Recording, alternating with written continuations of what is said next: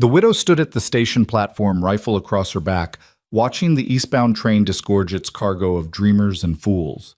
She'd buried one husband already, wouldn't bury another. When the gentleman in the fine coat stepped down, all polish and propriety, Clara Vaughn knew immediately this one would break, or she would. The advertisement had promised her a working man. What arrived was something else entirely, a man running from ghosts she couldn't yet see. But out here, the land revealed everything. Welcome to a story of second chances born from first failures, where the Wyoming territory strips away every pretense and forces two broken souls to rebuild. Not just a ranch, but themselves. Stay with us until the very end to discover how a man who lost everything found the one thing worth keeping. And please, comment below with your city so I can see how far this story travels across the world. Now, let's begin. The train's whistle cut through the April morning like a knife through silk, its mournful wail echoing across the endless Wyoming plains. Nathaniel Reed stood in the swaying passenger car, one gloved hand gripping the brass rail beside the door, the other clutching a leather satchel that contained everything he still owned in this world. Which wasn't much. 3 changes of clothes, a shaving kit, 2 books of poetry he couldn't bring himself to sell, and a single photograph he should have burned months ago. Through the soot-stained window, he watched the landscape transform from the last vestiges of civilization into something wild and unforgiving. The mountains in the distance stood like sentinels guarding secrets the East Coast would never understand. Out here, a man's past didn't matter as much as his willingness to work. At least, that's what he'd been told. That's what he desperately needed to believe. The conductor, a grizzled man with more wrinkles than teeth, moved through the car announcing stations. Redemption Creek, Wyoming Territory. Watch your step, folks. Wind's got teeth today. Redemption Creek. The name felt like either a promise or a cruel joke. Nathaniel supposed he'd find out which, soon enough. He descended the metal steps carefully, his city shoes slipping slightly on the dew-damp platform. The wind hit him immediately, not the gentle breezes of Boston's harbor, but something fierce and personal, carrying the scent of sage and distance and possibility. It tangled his dark hair and made his eyes water, and for a moment he simply stood there, letting it strip away the last remnants of the man he'd been.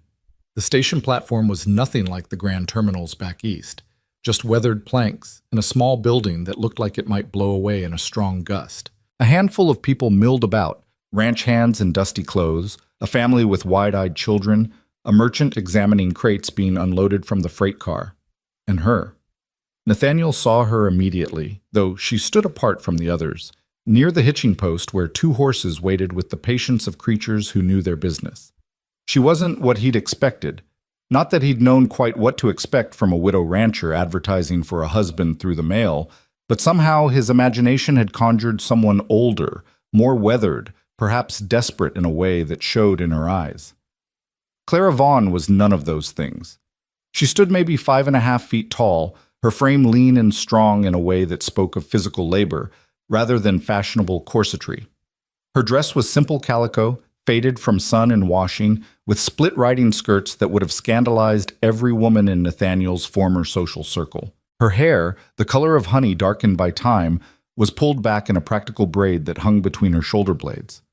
Her face was sun-touched, with fine lines at the corners of her eyes that could have come from either squinting at horizons or smiling at private jokes. But it was her eyes that stopped him cold. They were the gray-blue of winter sky, and they assessed him with a directness that made him feel suddenly, acutely transparent. This was a woman who had learned to judge horseflesh, weather patterns, and the character of men with equal precision. A woman who had no time or patience for pretense. A rifle rested across her back, as natural as another woman might wear a shawl. She didn't move toward him, didn't smile or wave or show any of the nervous excitement one might expect from a woman meeting her mail-order husband for the first time. She simply stood there, waiting, letting him come to her, making him prove from the very first moment that he could meet her on her terms. Nathaniel picked up his satchel and crossed the platform. His shoes, fine leather things that had cost more than most men earned in a month, clicked against the wooden planks. Each step felt like walking toward either salvation or judgment, perhaps both. He stopped a respectful distance away and removed his hat. The wind immediately tried to steal it, and he had to grab it back with an awkwardness that made him flush with embarrassment. "Mrs. Vaughn?" His voice came out rougher than intended, dried by train dust and trepidation. "Miss Vaughn now," she corrected, her voice carrying a subtle drawl that suggested she'd been out here long enough for the territory to seep into her speech. "Or just Clara. We don't stand much on formality out here, Mr. Reed." "Nathaniel," he offered, "if we're foregoing formality." She looked him over with the same careful attention she'd probably give a horse at auction. He felt every inadequacy of his appearance, the fine coat that marked him as city-bred, the soft hands that had never known real labor, the bearing that came from years of deportment lessons and society balls. He was as out of place here as a peacock in a henhouse, and they both knew it. "You're taller than I expected," she said finally. "The letter didn't mention that." "I'm afraid I don't know what the letter said. The agency handled all the correspondence." Something flickered in her eyes. Not quite suspicion, but close. "The agency." "Right. So you don't know what I'm looking for?" "A working man," Nathaniel said, echoing the phrase from the brief telegram he'd received in Denver. "Someone who'll stay. Someone who knows the value of land and honest labor." Clara's mouth twitched, not quite a smile. "That's a pretty way of putting it. What it means in plain terms is I need someone who can mend fence, birth calves, break horses, and not run for the hills when winter comes hard." "Can you do any of those things, Nathaniel Reed?" Honesty warred with desperation in his chest. He'd come too far to turn back now, spent his last real money on the train ticket and the agency's fee, but he'd also learned, in the hardest way possible, what happened when you built a life on lies. "No," he admitted, "but I can learn." She studied him for a long moment. Behind them, the train whistled again, preparing to depart. The sound felt like a door closing on his old life. "Why'd you leave?" she asked suddenly. "Man with clothes like that, speech like yours. You didn't grow up wanting to break your back on a Wyoming ranch. Something drove you out here. I need to know what." The photograph in his satchel seemed to burn like a coal. The memory of scandal, of whispered accusations and social doors slamming shut, of his father's face twisted with rage and disappointment. "I made mistakes," he said carefully. "Trusted the wrong people. My family's business was ruined, our name destroyed. I have nothing left back there." "Debts?" "All settled. I sold everything I could to make sure of that." "The law after you?" "No, ma'am. Nothing like that." Clara's eyes narrowed slightly. "Woman trouble?" Heat crept up Nathaniel's neck. "In a manner of speaking. I was engaged. Her father was my father's business partner. When everything collapsed, she made it clear I was no longer a suitable match." "She break it off, or you?" "I did. Once I realized she'd known about her father's embezzlement all along." Something shifted in Clara's expression, some infinitesimal softening. "So you've got honor at least, or pride. Sometimes hard to tell the difference." She turned to the horses, running a hand along the neck of a sturdy paint mare. "This is Juniper. She's got more sense than most people I know. You ever ridden?" "Some. Recreational riding in the park. I'm sure it's not—" "It's not," Clara cut him off, but there was no mockery in her tone, just fact. "But if you're willing to learn, Juniper's patient. We'll start you on her." She gestured to the larger horse, a rangy buckskin gelding with intelligent eyes. "This is Prophet. He's mine. Don't try to ride him unless I say so, and don't ever approach him without speaking first. He doesn't like surprises." "Understood." Clara untied both horses and handed him Juniper's reins. "You know how to mount, at least." Nathaniel's recreational riding had involved expensive saddles and grooms to help mount. The stirrup on Juniper's well-worn saddle hung at a height he wasn't sure he could reach gracefully, but Clara was watching, and he'd rather break his neck than admit defeat in the first 5 minutes. He grabbed the saddle horn and the cantle, put his foot in the stirrup, and hauled himself up with more determination than skill. He made it into the saddle, though not gracefully, and Juniper shifted slightly, as if amused by his awkwardness. "You'll do," Clara said, which felt like the highest praise she was likely to offer. She swung onto Prophet with the easy grace of someone who'd been riding since before she could walk. "It's an hour's ride to the ranch. Keep up, and if you start to fall, grab mane and hold on. Juniper won't bolt, but she won't stop for tears either." With that encouraging advice, Clara clicked her tongue and urged Prophet into an easy lope. Nathaniel's attempt to follow was less smooth. Juniper responded to his uncertain cues with tolerant patience, and they set off across the plains. The land stretched out before them in ways that made Nathaniel's chest tight. He'd thought he'd understood space, understood horizon, but Boston's concept of distance was a child's toy compared to this. The sky was impossibly vast, so big it seemed to curve at the edges, and the land rolled away in waves of grass and sage that went on forever. Mountains stood in the distance like sleeping giants, their peaks still touched with snow despite the April warmth. For the first 15 minutes, Nathaniel focused entirely on staying in the saddle. Every muscle in his body protested this foreign activity. His thighs burned, his back ached, and he was fairly certain he was doing something fundamentally wrong with his hands, though he couldn't figure out what. Clara rode ahead, not looking back, as comfortable on horseback as most people were in their own kitchens. She sat the saddle with relaxed confidence, moving with the horse rather than fighting it. Nathaniel tried to emulate her posture and only succeeded in making himself more uncomfortable. They crested a rise, and Clara finally slowed, waiting for him to catch up. When Juniper drew alongside Prophet, Clara nodded toward the valley below. "The Vaughn Ranch," she said simply. The house sat in a fold of land where a creek cut through the valley, providing water and shelter from the worst winds. It was a sturdy structure of logs and stone, larger than a line shack but far from grand. Smoke rose from the chimney in a thin line. Beyond the house stood a barn, several corrals, and various outbuildings that Nathaniel couldn't immediately identify. Cattle grazed across the valley floor, and he could see sheep on the farther hillside, white dots against the green-gold grass. It was beautiful in a stark, practical way. Nothing like the manicured estates he'd known, with their gardens and fountains and architectural flourishes. This was a place carved from wilderness through sheer will and constant work. A place that demanded everything from its inhabitants and gave back only to those willing to pay the price. "Your late husband built this?" Nathaniel asked. Clara's jaw tightened almost imperceptibly. "We built it together, 15 years of work. Thomas died 3 winters ago, fell through creek ice checking on cattle, dead before I could get him back to the house." The flatness of her tone suggested she'd told this story before, had worn the sharp edges off the grief through repetition. But Nathaniel could hear the loss underneath, carefully buried but never quite gone. "I'm sorry." "So was I. Still am, some days." She nudged Prophet forward, starting down the slope. "But sorry doesn't feed cattle or mend fence. I've got 200 head of cattle, 50 sheep, 6 horses, and 300 acres that need working.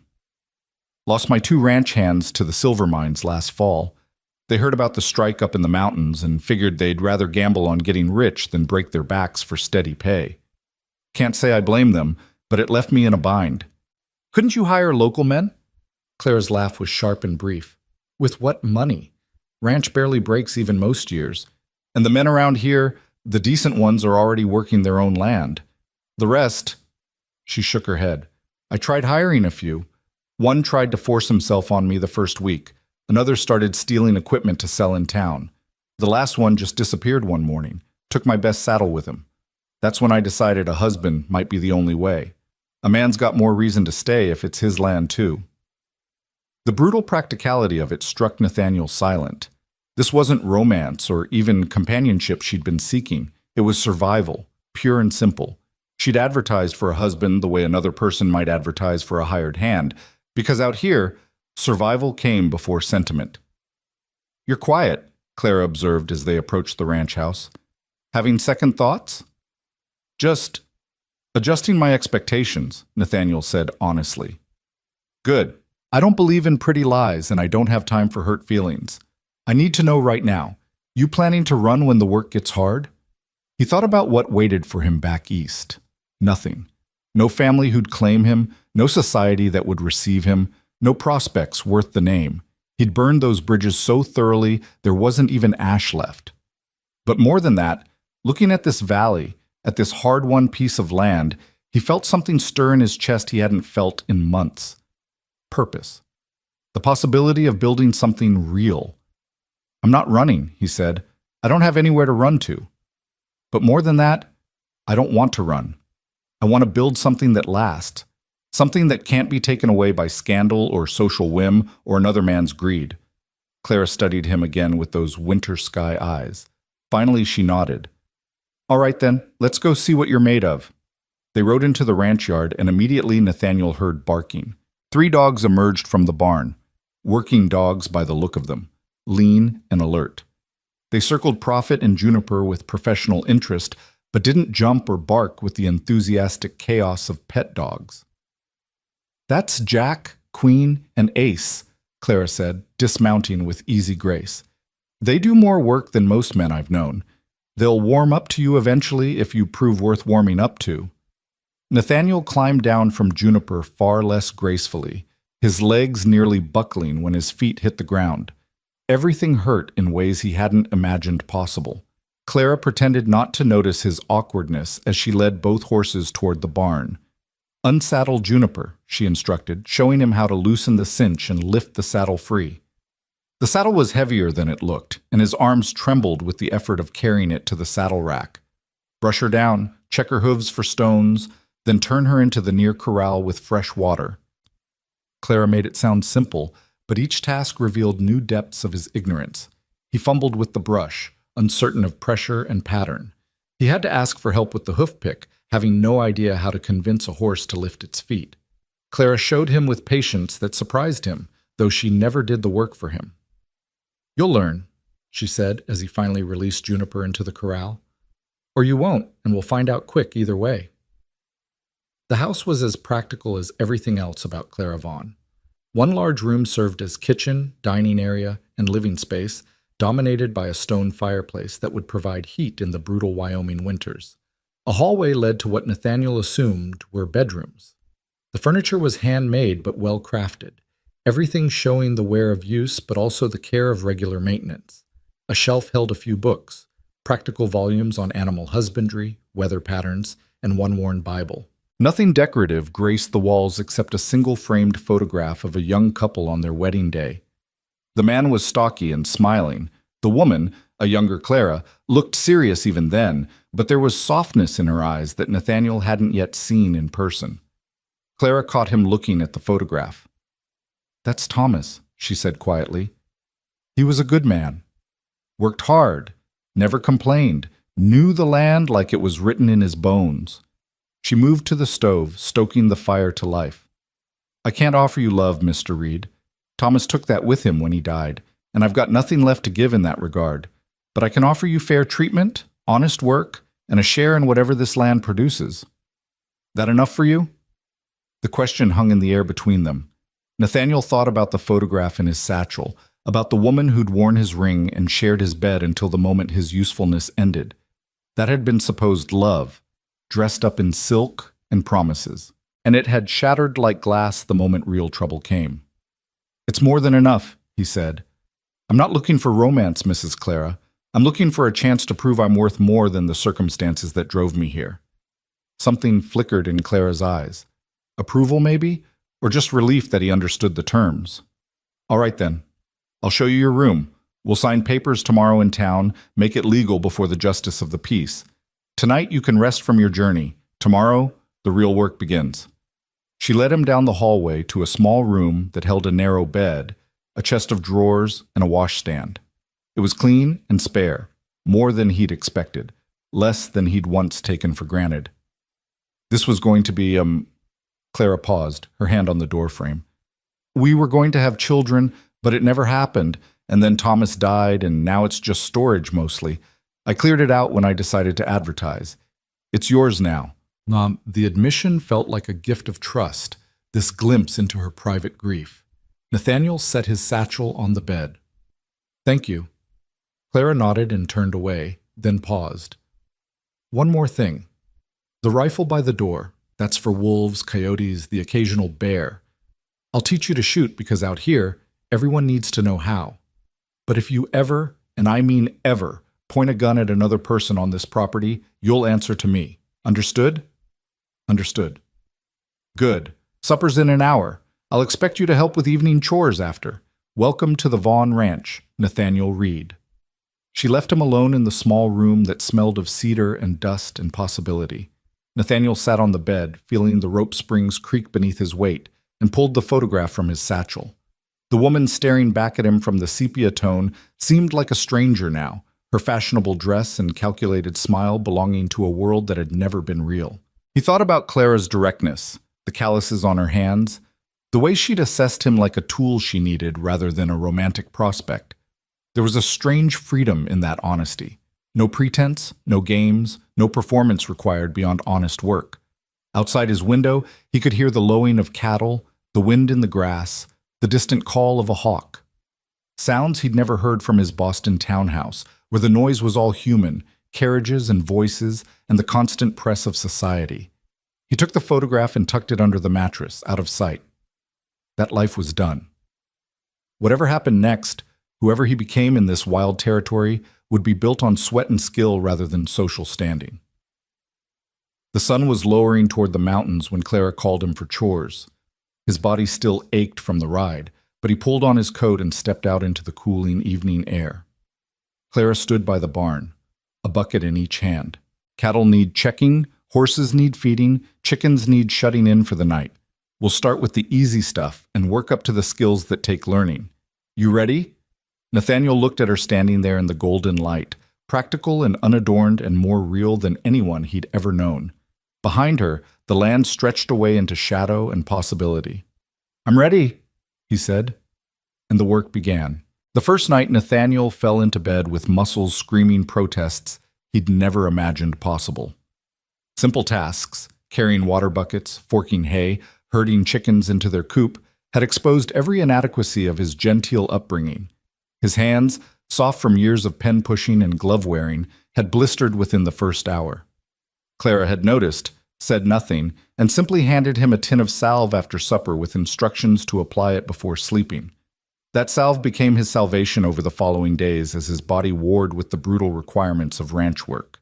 He woke before dawn to Clara's knock on his door, a sound both insistent and impersonal, and stumbled into the cold darkness to begin chores he was only beginning to understand. Coffee's on the stove, Clara would say, already dressed and moving with purpose. Drink fast. Cattle won't wait for you to feel human. The coffee was strong enough to strip paint, bitter and scalding, and Nathaniel learned to drink it black because asking for sugar felt like admitting weakness. He'd watch Clara move through the pre-dawn routine with economical grace, pulling on her worn boots, checking the rifle by the door, braiding her hair with quick practiced movements that spoke of thousands of identical mornings. You coming or just decorating the doorway? She'd ask without looking at him, and he'd grab his own coat and follow her into the darkness. The cattle needed checking every morning, a task that involved riding the fence line to ensure none had wandered or been taken by predators during the night. Nathaniel's riding improved through sheer necessity, though he suspected Juniper deserved more credit than his skill. The mare seemed to understand his incompetence and compensated for it, following Prophet without requiring much guidance. See that? Clara pointed to tracks in the soft earth near the creek. Wolf, big one. Came through last night, probably testing the fence. Nathaniel saw only disturbed dirt, but he nodded as if he understood. Wolves are smart, Clara continued, scanning the surrounding hills with eyes that missed nothing. They'll probe for weakness, find the sick or injured cattle. That's why we ride every morning. Show them we're watching. Do you have to shoot them often? Often enough. I don't kill for sport, but I kill to protect what's mine. Out here, that's just the cost of survival. She glanced at him, assessing something in his expression. That bother you? No, Nathaniel said honestly. Everything has a cost. I'm learning that. Something flickered in Clara's face. Not quite approval, but close. She urged Prophet forward, and Nathaniel followed, trying to commit every detail to memory. Which plants the cattle favored, where water pooled after rain, how to read the sky for coming weather. Clara taught through example rather than lecture, expecting him to observe and learn or fail and suffer the consequences. On the third morning, she handed him a coiled rope. Time you learn to use this. Can't work cattle without knowing how to rope. The lasso felt foreign in his hands, the weight and balance unlike anything he'd handled before. Clara demonstrated with casual expertise, her loop sailing out to settle around a fence post with perfect precision. Your turn. Nathaniel's first attempt tangled around his own legs. His second hit the ground 3 feet short of the target. His third, fourth, and fifth weren't much better. Clara watched without comment, letting him struggle, and only when he'd exhausted himself with failure did she step in. "You're thinking too much," she said, positioning herself behind him and guiding his hands through the motion. Her touch was impersonal, instructional, but Nathaniel felt suddenly aware of her proximity, the scent of soap and leather, the strength in her calloused hands. "Feel the rope, don't force it. Let the motion come from your whole body, not just your arm." She stepped back and he tried again. This time the loop sailed out straighter, though it still fell short of the post. "Better," Clara said. "Practice every morning until it's natural. You'll need it." That became his routine. Morning chores, breakfast of whatever Clara had prepared, usually biscuits and gravy, eggs when the chickens were generous, occasionally bacon from their small smokehouse. Then the real work of the day, which varied with need and season.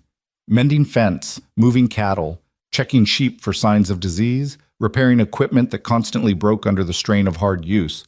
Every task exposed new ignorance. Nathaniel had never understood how many small skills comprised ranch work, how much knowledge was required just to keep livestock alive and infrastructure functional. He learned to splice rope, treat minor wounds on animals, recognize the signs of good grass versus poor. He learned that cattle were mostly stupid, but occasionally cunning, that sheep were perpetually suicidal, and that horses possessed more personality than most people he'd known in Boston. "Why'd you name them Jack, Queen, and Ace?" he asked one evening as they worked together to repair a section of corral fence. The dogs lay nearby, watching with professional interest. Clara didn't look up from the post she was setting. "Thomas named them. He was a card player before we married, made his stake in a poker game in Denver. Said these three were his real winning hand, worth more than any cards." Her mouth quirked slightly. He wasn't wrong. Jack's got the best nose for tracking I've ever seen. Queen's the smartest. She can work cattle or sheep, makes the decisions when I'm not close enough to direct. Ace is the enforcer, keeps the other animals in line. They're remarkable. They're working dogs. That's what they're bred for. But he heard the affection underneath her practical tone. These animals were partners in survival, not pets, but that didn't mean she didn't value them. The fence repair took until dusk. Nathaniel's hands bled from splinters despite the gloves Clara had provided. Work gloves, rough leather things that fit poorly but offered some protection. He tried to hide the blood, but Clara saw everything. "Let me see," she demanded when they'd finally finished. He held out his hands reluctantly. Several splinters remained embedded in his palms, surrounded by inflamed skin. Clara fetched her kit without a word, the same practical bag she used for livestock injuries. She worked in the fading light, her touch surprisingly gentle as she extracted each splinter with tweezers and cleaned the wounds with something that burned like liquid fire. "This is going to keep happening," she said matter-of-factly. "Your hands need to toughen up. Until they do, you'll hurt." "I'm not complaining." "No, you're not." She looked at him directly for the first time all day. Really looked at him rather than through him. "I expected you to quit by now. Most men from your background would have." "What makes you think I'm from any particular background?" Clara's smile was slight but genuine. "Please. The way you talk, the way you hold yourself even when you're exhausted, those clothes you arrived in, you might as well have worn a sign saying Boston Gentleman. I'm not stupid, Nathaniel Reed. I know you're running from something. I just don't care what, as long as you keep working." The honesty deserved honesty in return. "My father owned a shipping company," Nathaniel said quietly. "His partner embezzled everything, left us with nothing but debts and scandal. My engagement ended, my family's social standing evaporated, and my father, he died of a heart attack before the courts finished their investigation. I sold everything we had left to settle the debts because the law wouldn't hold me responsible, but I would. That's who I was running from. Myself, I suppose. The man who was too blind to see what was happening until it was too late." Clara finished bandaging his hands in silence. When she spoke, her voice was softer than he'd yet heard it. "Thomas and I, we came out here with nothing. Built this place from scratch because we were too stubborn to fail. The land doesn't care about your past, Nathaniel. It only cares about today's work and tomorrow's survival. You keep that in mind, you might actually make it." The following Saturday, they rode into Redemption Creek for supplies and to sign the marriage papers. The town was barely worthy of the name, a single street with a general store, saloon, church, and handful of other buildings that served the scattered ranching community. People watched as they rode in, curiosity naked on their faces. "Don't mind them," Clara said quietly. "Small towns live on gossip. By tomorrow, everyone will know I married some Eastern gentleman. They'll have opinions." "Will it cause you trouble?" "I stopped caring about other people's opinions when Thomas died, and half the town thought I should sell the ranch and move back east to live with relatives." Her jaw set in that stubborn line he was learning to recognize. "I built that place. It's mine. Anyone who doesn't like my choices can go to hell." The justice of the peace was a dried-up stick of a man named Hutchins who ran the general store when he wasn't officiating weddings and settling disputes. He looked Nathaniel up and down with undisguised skepticism. "You sure about this, Clara? Man looks like he'd blow away in a stiff wind." "He's stronger than he looks," Clara said, and Nathaniel felt an absurd flush of pride at her defense. "Can we get on with it? We've got supplies to buy and a long ride home." The ceremony took perhaps 5 minutes. No flowers, no witnesses beyond Hutchins' wife, who was called in from the store, no romance whatsoever. They signed papers, exchanged no rings, spoke vows that were purely legal rather than emotional. When Hutchins pronounced them married, Clara didn't offer her lips for a kiss, and Nathaniel didn't presume to try. They shook hands instead, a business transaction concluded. "Congratulations," Hutchins said dryly. "May you both prosper, or at least not kill each other before spring." In the general store, Clara moved through her supply list with practiced efficiency. Flour, salt, sugar, coffee, ammunition, lamp oil, a few other necessities. Nathaniel noticed her counting coins carefully, making decisions about what could wait until next month. The ranch might be hers, but money was clearly tight. "Add those," he said quietly, gesturing to a few items she'd passed over. A better grade of coffee, a tin of peaches, some peppermint sticks. Clara frowned. "That's not necessary. Consider it a wedding present. I have a little money left. Not much, but enough for small luxuries." For a moment he thought she'd refuse out of pride. Then her expression softened almost imperceptibly. "All right, thank you." At the counter, Hutchins' wife, a plump woman with kind eyes, smiled at them. "It's good to see you settling down again, Clara. You've been alone too long." "I haven't been alone," Clara corrected. "I've been working. There's a difference." "Still, a ranch needs more than one pair of hands." She looked at Nathaniel with the same assessing gaze everyone in town seemed to possess. "You know anything about ranching, young man?" "I'm learning, ma'am." "That's honest, at least. You'll need honesty more than anything out here. That and a strong back." She wrapped their purchases in brown paper, her movements quick and efficient. "Clara's good people, but she doesn't suffer fools. You treat her right." "I intend to." On the ride back, loaded down with supplies, Clara was quieter than usual. Nathaniel let the silence stretch, watching the play of late afternoon light across the grass. The land looked different now than it had a week ago. Less alien, more like something he was beginning to understand, even if he hadn't mastered it. "Thank you," Clara said suddenly, "for the extras, and for not making a fuss about the wedding." "Were you expecting me to?" "I don't know what I was expecting." She adjusted her grip on Prophet's reins, her eyes on the horizon. "Thomas and I, we married for love. Young and stupid and convinced that was enough. Turned out love and hard work together made something strong. But I don't have love to offer anymore, Nathaniel. I need you to know that's not changing." "I understand." "Do you?" She glanced at him, vulnerability showing for just a moment before she locked it away again. "Because I've seen men think they can change a woman's mind through persistence or charm or just being patient. I'm telling you now, my heart's buried with Thomas. This is a business arrangement that happens to have legal papers. That's all it can be."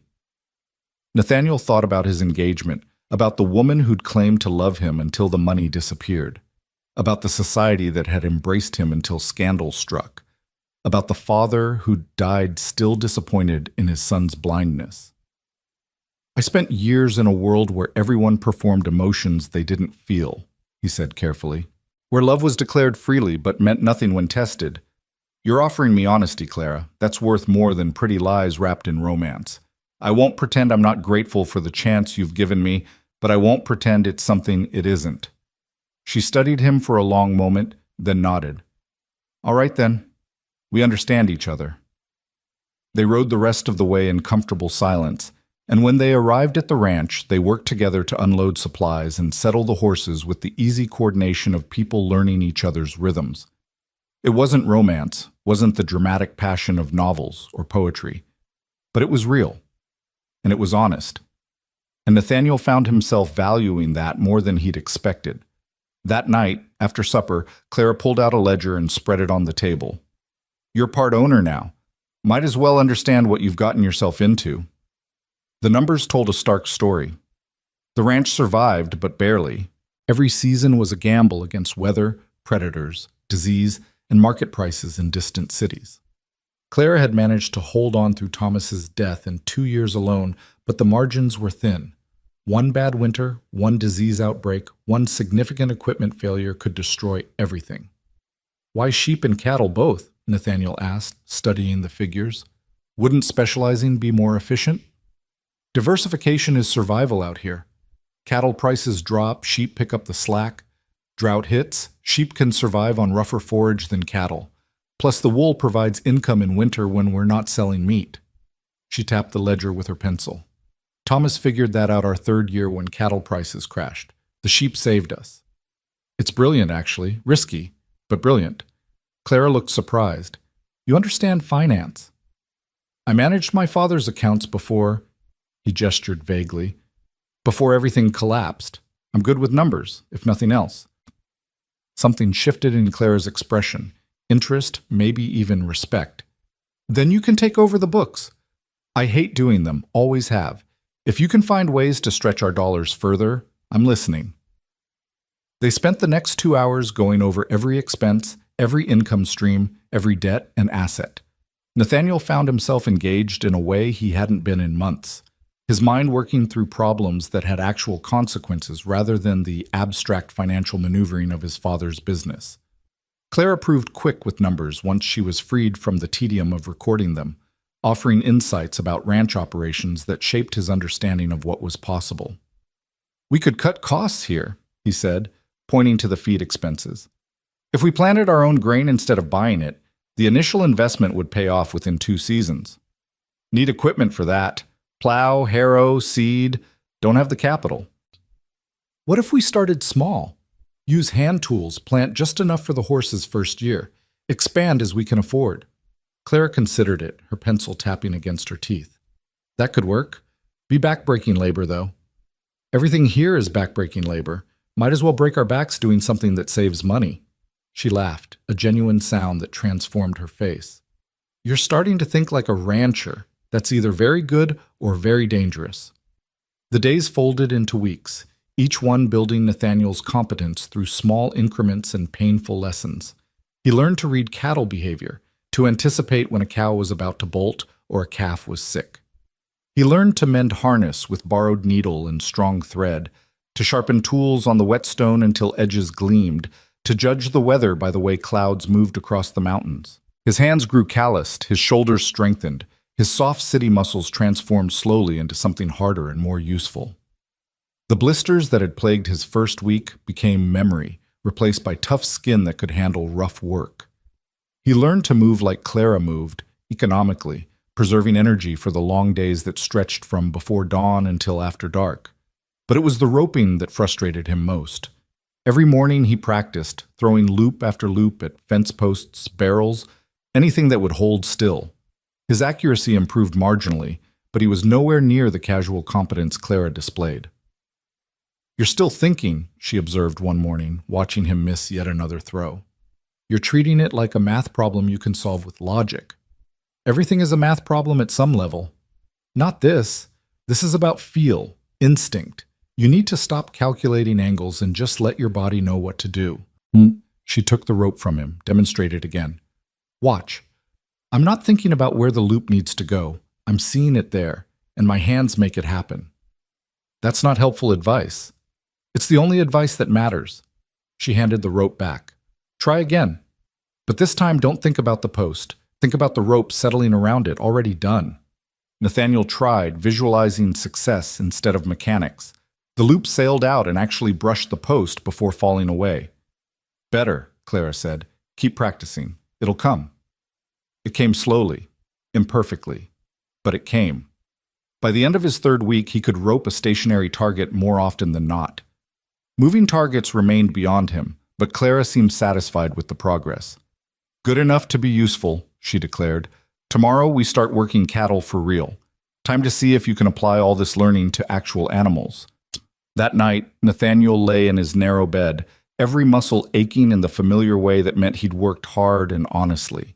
Through the walls, he could hear Clara moving in her own room, preparing for bed with the same efficient routine she brought to everything. They lived under the same roof, shared meals and labor, but maintained careful distance. She was his wife on paper, his employer in practice, and something more complex in reality, a partner in survival who'd learned to trust his work, if not his heart. He thought about the life he'd left behind, the elegant parties and social maneuvering, the business dealings and polite fictions. That world seemed impossibly distant now, almost imaginary. Out here, under stars so bright they seemed close enough to touch, life was simpler even if it was harder. Your work mattered or it didn't. You contributed or you failed. The land didn't care about your family name or social connections. The land only cared if you could survive it. Morning came cold and clear, the kind of day that promised hard weather later.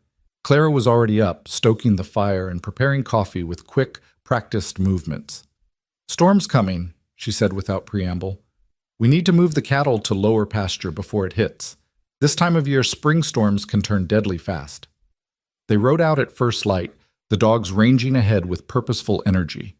The cattle were scattered across the upper valley, grazing on new grass that had come with the April warmth.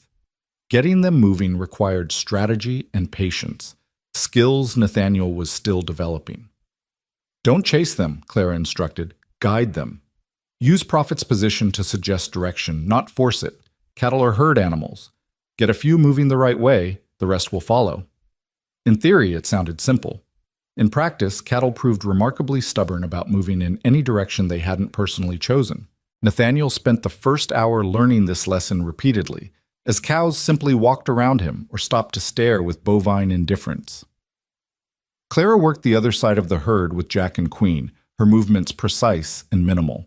She'd position Prophet just so, and the cattle would flow around her like water around a stone, moving gradually toward the lower valley, without seeming to realize they were being herded. It was beautiful to watch, the communication between horse, dogs, and handler so seamless it seemed like telepathy. "Stop trying to dominate them," Clara called across the herd. "You're partners in this, not adversaries." Nathaniel took a breath, forced himself to relax. He thought about what Clara had said about roping, feel instead of calculation. He stopped trying to force the cattle and started suggesting, using Juniper's position to indicate direction rather than demand it. Slowly, grudgingly, the cattle near him began to drift toward the rest of the herd. "Better," Clara's approval carried across the distance. It took 3 hours to move the herd to lower ground, work complicated by several calves who kept trying to return to their previous grazing spots. By the time they had the cattle settled in the more sheltered valley, Nathaniel was exhausted and sweating despite the cool air. "Look," Clara said, pointing to the mountains. Clouds were building behind the peaks, dark and heavy with the kind of violence that turned spring rain deadly. Lightning flickered in their depths, too distant to hear but close enough to see. "We need to get back to the house," she said urgently. "These storms move fast." They rode hard, pushing the horses in ways Clara never normally did.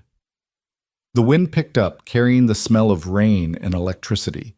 Behind them, the sky darkened rapidly, clouds boiling over the mountains like something alive and angry. They made it to the ranch with perhaps 20 minutes to spare. Together they moved with practiced urgency, horses unsaddled and into the barn, chickens secured, equipment brought under cover, shutters closed and latched. Clara worked with the efficiency of someone who'd weathered countless storms, and Nathaniel tried to match her pace. The first drops hit like thrown stones, hard enough to sting. Then the sky simply opened, rain falling so thick and fast it was hard to breathe. Lightning cracked close enough to feel in their bones, and thunder rolled across the valley like artillery. "Inside!" Clara grabbed his arm, pulling him toward the house. They burst through the door just as hail began to fall, chunks of ice the size of hens' eggs that would have split their skulls if they'd been caught outside. Nathaniel stood dripping in the main room, his heart racing from the sprint and the primal fear of the storm's violence. Clara was already moving, lighting lamps against the premature darkness, checking windows for leaks, preparing for the long wait. "Coffee?" she asked, as calm as if they hadn't just barely escaped injury. "Please." They sat at the table while the storm raged outside, the house creaking under the assault but holding firm. The roof leaked in one corner, a slow drip into a strategically placed bucket that suggested this was a familiar problem. "Thomas kept meaning to fix that," Clara said quietly, watching the drip. "Never got around to it." "I'll fix it," Nathaniel said, "when the weather clears. Add it to my list of skills to learn." Clara smiled slightly. "That list is getting long." "Good. Keeps me too busy to think about anything else." They sat in companionable silence as the storm battered the valley. The violence outside made the house feel smaller, more intimate. For the first time since arriving, Nathaniel felt truly aware of being alone with Clara. Not working together, not moving through routines, but simply existing in the same space with nothing but time and weather between them. "Thank you," Clara said suddenly. "For today, for every day, really. You've worked harder than I expected, complained less than I would have. I've had men with years of experience who couldn't match your determination. I'm just trying not to prove you made a mistake. You're doing more than that." She met his eyes directly, a rare moment of unguarded honesty. "You're earning your place here. That matters more than you know." The storm lasted through the afternoon and into the evening, pinning them inside with nothing to do but wait. They played cards with a worn deck Clara produced from a drawer, simple games that required little concentration. She won more often than not, but Nathaniel suspected she was better at reading people than he was at hiding his hand. "Thomas taught me," she said, dealing another round. "Said a rancher's wife needed to know how to spot a bluff. Came in handy more than once when selling cattle. Could tell when a buyer was lying about his price." "You miss him." It wasn't a question, but Clara answered anyway. "Every day, but missing him doesn't bring him back, and the ranch doesn't run on grief. So I work, and I survive, and I hope that somewhere he knows I kept his dream alive. I think he'd be proud of what you've built." "He'd be irritated I didn't fix the damn roof," Clara said, but her eyes were soft with memory.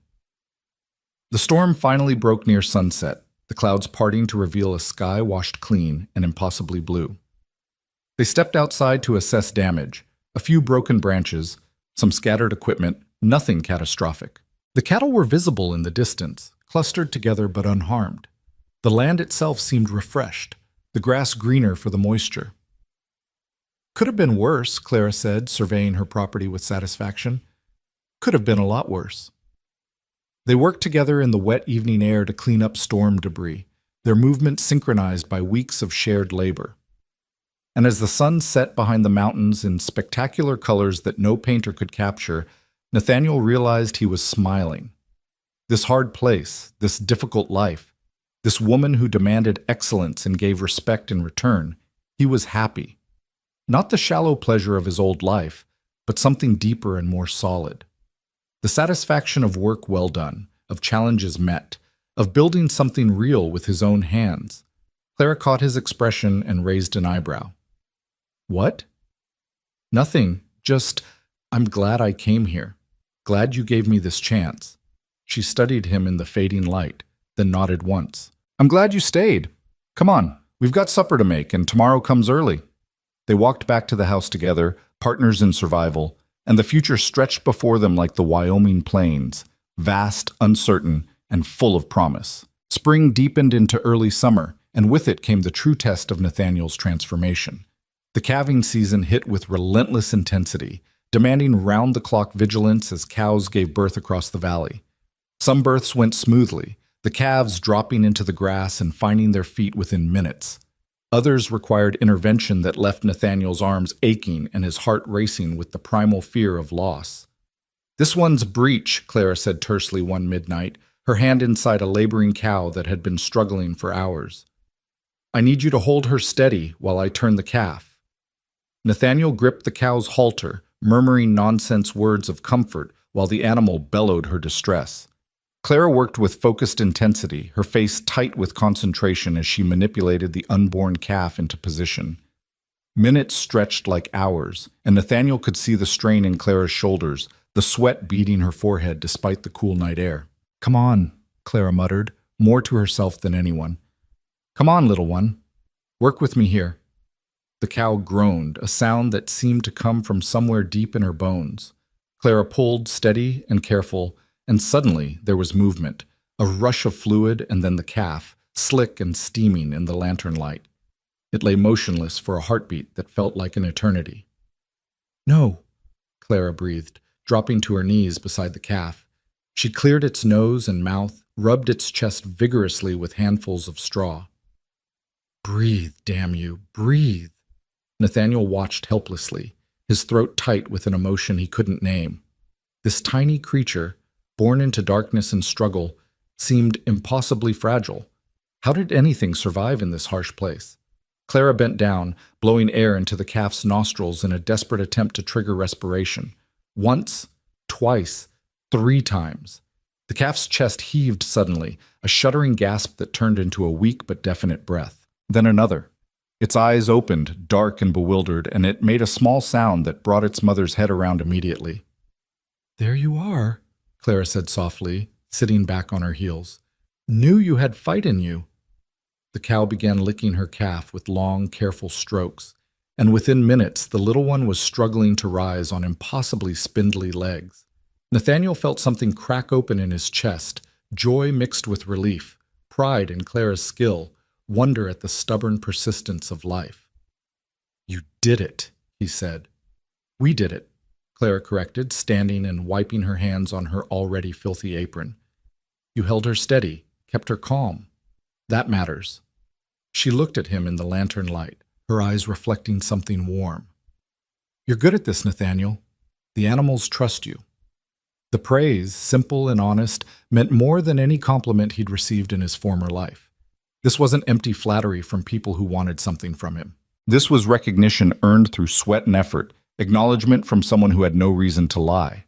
They walked back to the house as dawn began to paint the eastern sky in shades of rose and gold. The valley was coming alive with birdsong, and the air smelled of dew and new grass. Nathaniel was exhausted, filthy, and happier than he'd been in years. "Coffee and breakfast," Clara said, pushing open the door. "Then maybe 2 hours of sleep before we need to check the south pasture." "You're not even human," Nathaniel said, but he was smiling. "I'm a rancher. Same thing." They moved through the morning routine with the ease of long practice, and as Nathaniel finally collapsed into his bed for a brief rest, he could hear Clara already outside again, her voice calling to the dogs. The woman seemed to run on determination and coffee, with sleep somewhere far down her list of priorities. But the calving season also brought trouble in forms both expected and surprising. Predators, drawn by the scent of vulnerable newborns, began testing the ranch's defenses with increasing boldness. Nathaniel learned to sleep light, waking at the slightest unusual sound and grabbing the rifle Clara had taught him to use with grudging competence. One night, the dog's frantic barking brought them both running from the house to find a wolf circling the cattle pen, its eyes reflecting green in the lamplight. It was massive, bigger than any dog, with frost-colored fur and an intelligence in its gaze that was somehow worse than simple animal hunger. "Get behind me," Clara ordered, raising her rifle with practiced ease. But Nathaniel had his own rifle now, and he'd been practicing as diligently with it as he had with the lasso. He took position beside her instead of behind, and when the wolf shifted its weight to spring, he fired. The shot went wide. He was still no marksman, but it was close enough to make the wolf reconsider. Clara's follow-up shot hit the dirt directly in front of the creature, and that was enough. The wolf melted back into the darkness, its departure so swift and silent it seemed almost supernatural. "You missed," Clara observed. "I was aiming to scare it off. You said you don't kill unless necessary." She looked at him with something that might have been approval. "Good judgment. That wolf wasn't desperate yet, just testing. We scared it enough to move on to easier prey, but if it comes back, we'll have to finish it." "I understand." They stood together in the darkness, listening to the settling sounds of frightened cattle and the dog's continued vigilance. The night pressed around them, vast and full of hidden life, and Nathaniel felt acutely aware of how small the ranch was in comparison, a tiny island of human order in an ocean of wilderness. "You've changed," Clara said quietly, not looking at him. "When you first arrived, I gave you maybe 2 weeks before you'd break. But you didn't. You just kept working, kept learning. Why?" "Because I have nowhere else to go isn't a good enough answer anymore," Nathaniel said slowly, working through thoughts he'd been avoiding examining too closely. I think I was looking for something real. My whole life was performance, saying the right things, wearing the right clothes, making the right connections. Nothing actually mattered. But this?" He gestured at the ranch, the land, the life they were building. "This matters. What we do here has consequence. If we work hard, the ranch survives. If we fail, it dies. There's honesty in that." Clara was silent for a long moment. When she finally spoke, her voice carried an emotion he couldn't quite identify. "Thomas used to say something similar. That's why he left Denver, left the card tables and easy money. He wanted to build something that couldn't be lost in a single bad hand." She paused. "I think he'd like you. You're different from him in most ways, but that core thing, that need for honest work, he'd recognize that." It was perhaps the highest compliment she could offer, this comparison to the husband she still mourned. Nathaniel felt the weight of it, the responsibility of living up to a dead man's memory. "I hope I can earn that comparison," he said softly. They returned to the house as the first hints of dawn touched the mountains, and this time when they parted for their separate rooms, something had shifted between them. Not romance, Clara had been clear about that, but deepening respect, growing trust, the foundation of partnership that went beyond their legal arrangement. The days that followed brought new challenges that tested everything Nathaniel had learned. A fence break in the north pasture required emergency repairs in driving rain. 3 sheep developed some kind of respiratory infection that had Clara dosing them with medicines she mixed from ingredients in her medical kit, explaining the process so Nathaniel could help with the next crisis. A wildfire started on the neighboring property, and they spent 16 hours helping fight it before the wind finally shifted and pushed it back on itself. Through it all, Nathaniel worked alongside Clara with increasing competence. His roping improved until he could catch a moving calf more often than not. His riding became natural enough that he could focus on the work rather than simply staying in the saddle. His hands, thoroughly calloused now, could splice rope or mend harness without conscious thought. But it was the land itself that taught him the deepest lessons. He learned to read the subtle signs of changing weather in the behavior of animals and the smell of the wind. He learned which plants were good forage and which were poison, which areas held water after rain and which dried out within days. He learned the rhythms of the seasons, the way light changed as summer approached, the sounds that meant peace and the sounds that meant trouble. One evening in early June, they stood together on a rise overlooking the valley, watching the cattle graze peacefully in the long light. The grass was lush from spring rains, the creek ran full and clear, and the mountains stood purple against a sky still bright with day. "This is what Thomas and I dreamed of," Clara said softly. "When we first came out here with nothing but ambition and stupidity, this is what we imagined. Land that could sustain us, animals healthy and multiplying, a place that was truly ours." She glanced at Nathaniel. "He didn't live to see it fully realized, but you have. You've helped make this dream real. I'm just one more pair of hands. You're more than that." Clara turned to face him fully, her expression serious. "I need to tell you something. The bank's been pressuring me about the mortgage. Thomas took it out to buy more cattle 3 years ago, and I've been barely keeping up with payments. They've given me until August to pay it off in full, or they're taking the ranch." The words hit Nathaniel like a physical blow. "How much?" $800. It might as well have been 8,000. That sum represented more cash than the ranch generated in profit over multiple years. "Why didn't you tell me this before?" "Because I was hoping I wouldn't have to. I've been selling off breeding stock, taking on extra work where I can find it, squeezing every penny. But I'm not going to make it, Nathaniel. I'm going to lose everything Thomas and I built." Her voice remained steady, but he could see the devastation in her eyes. "I married you thinking an extra worker might increase profits enough to save us. But the market's been down, we've had losses, and I'm out of time." Nathaniel's mind raced through possibilities, calculations, desperate schemes. What if we sell more cattle, take them to market early? Prices are terrible right now. We'd get maybe half what they're worth, and we'd cripple our breeding program for years. It's not sustainable. The sheep, then? The wool? Already sold everything we produced this spring. It wasn't enough. Clara's shoulders sagged slightly, a rare show of defeat. I wanted to tell you before the bank sends someone out. You should know what you're facing. If we lose the ranch, you're free of this arrangement. I released you from nothing, but you also owe me nothing. You can walk away. Walk away? Nathaniel stared at her. You think I'd abandon you?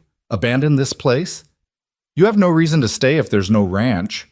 I have every reason.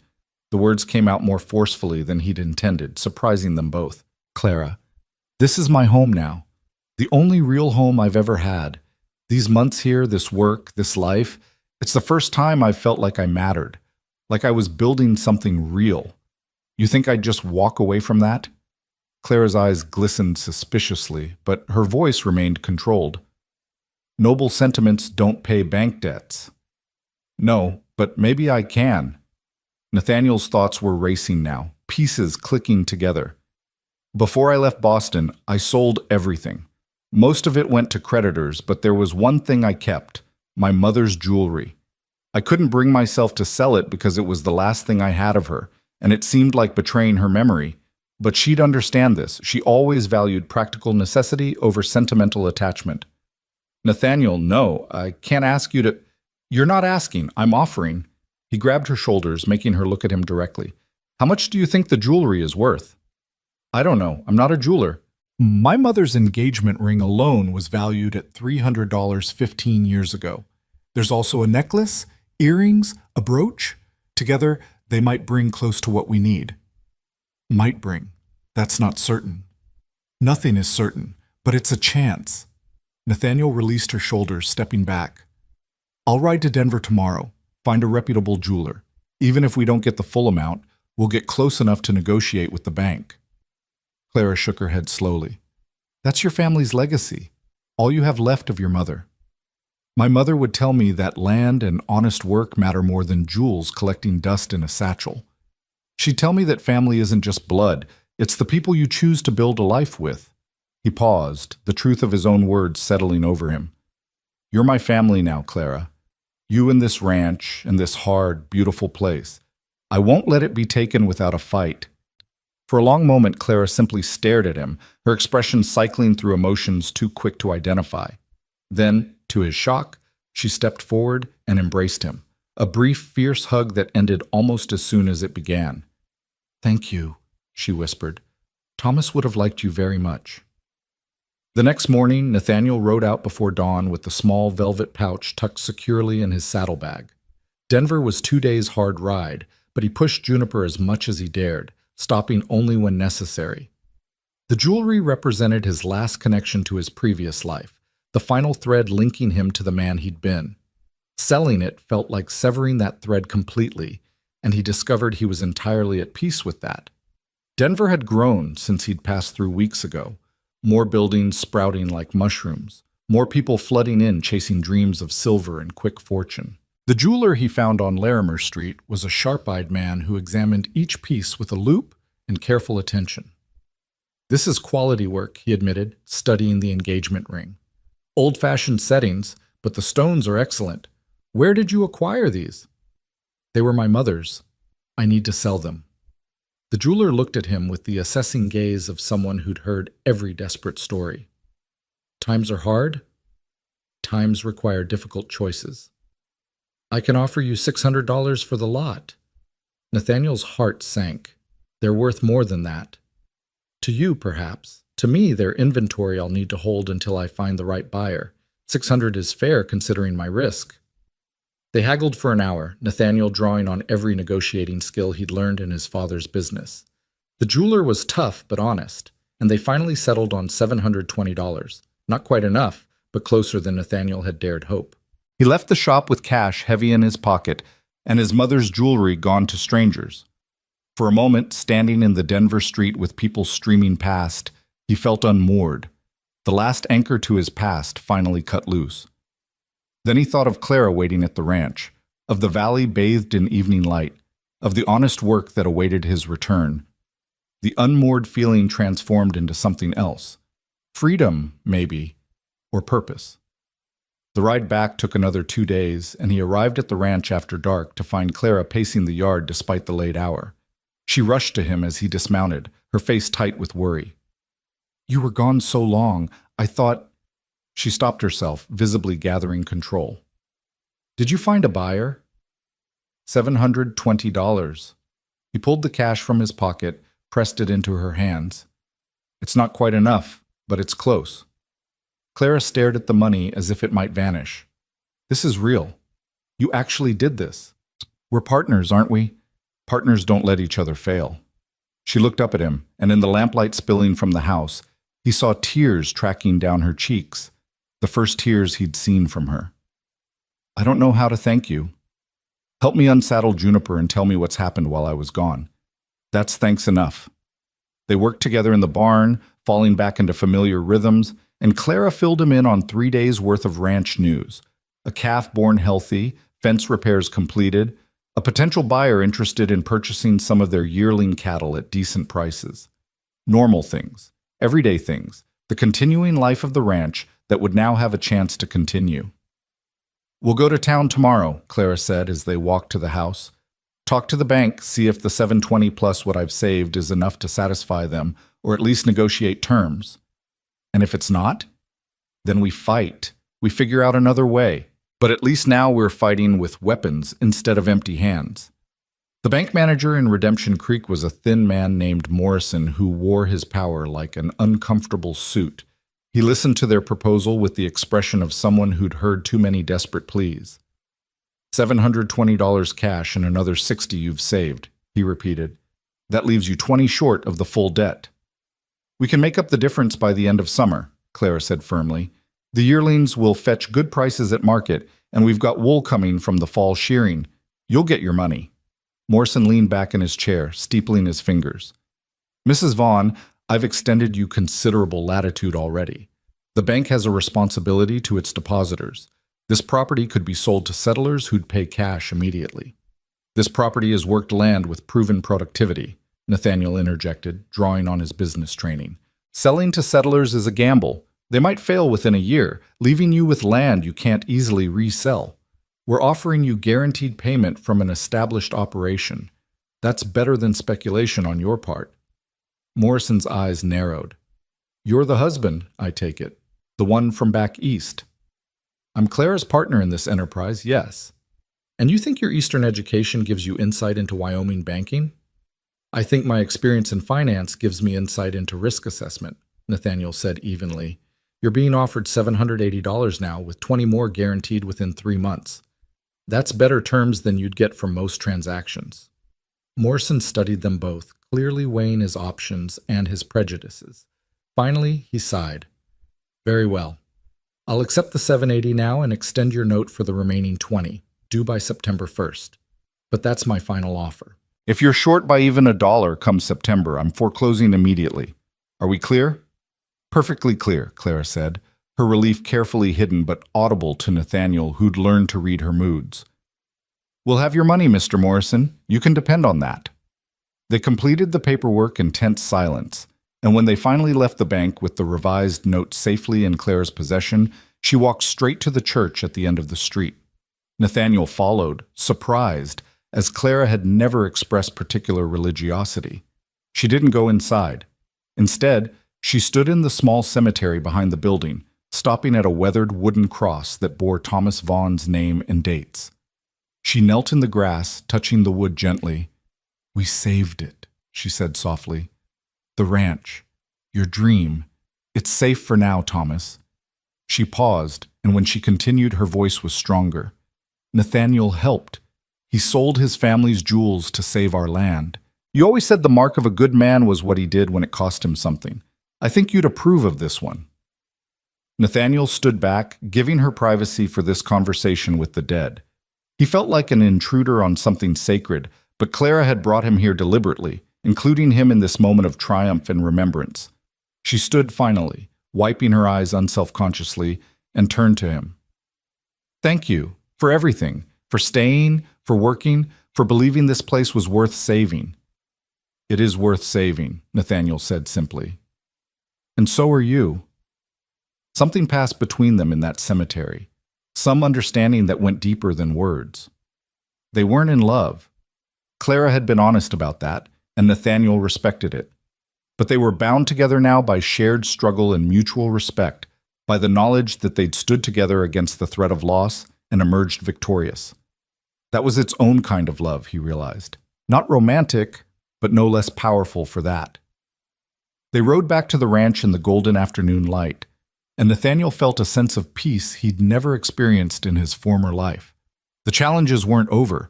They still needed to earn that final $20, and the ranch would always demand more than they could easily give. But they'd proven they could face crises together and emerge stronger. The work that awaited them hadn't changed. Cattle still needed tending, fences still needed mending, the land still demanded constant vigilance. But now they faced it without the crushing weight of potential loss hanging over every decision. That evening, as they worked together to prepare supper, Clara seemed lighter somehow, as if a burden she'd carried for years had finally eased.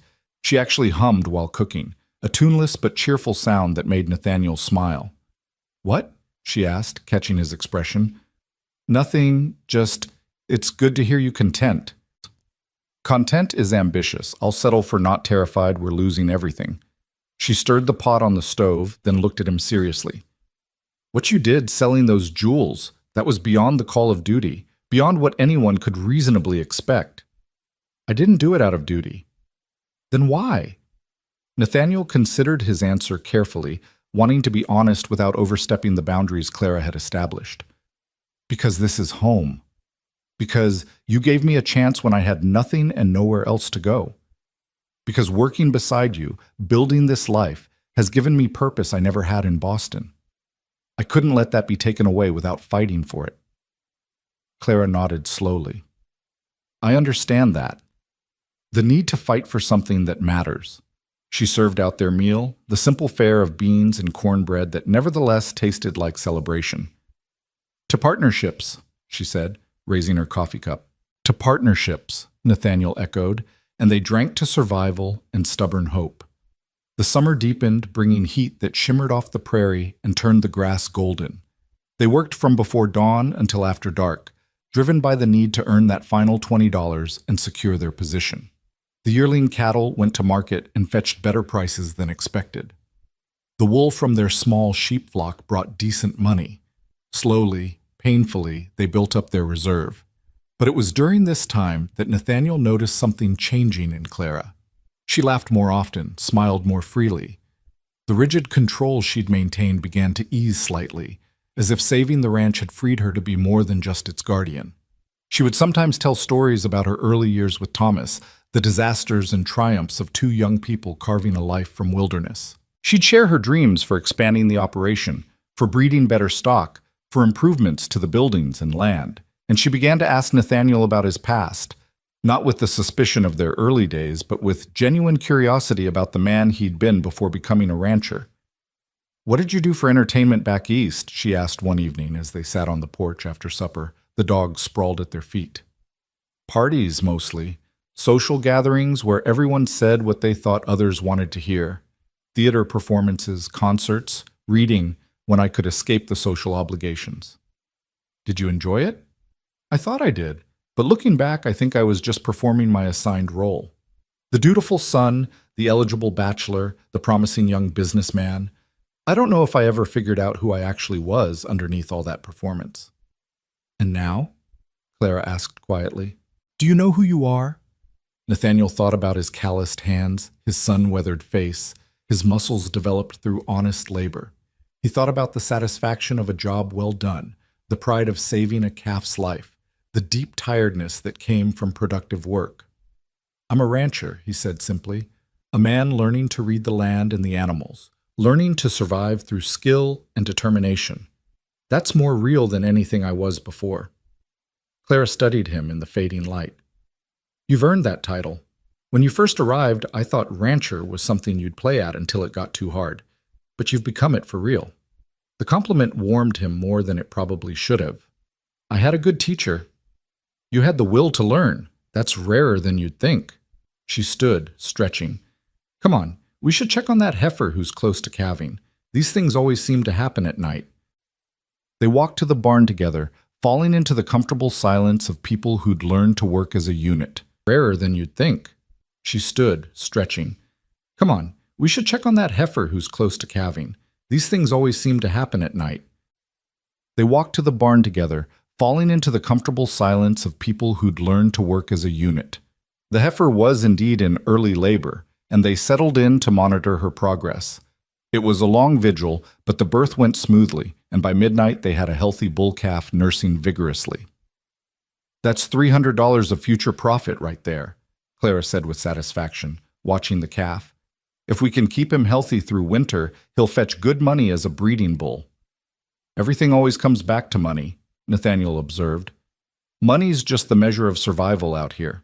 Every dollar means feed we can buy, equipment we can replace, security against disaster. It's not greed, it's arithmetic. I know. I'm not criticizing. Clara leaned against the stall rail, her profile lit by lamplight. Sometimes I wonder what Thomas would make of all this. He never worried about money the way I do.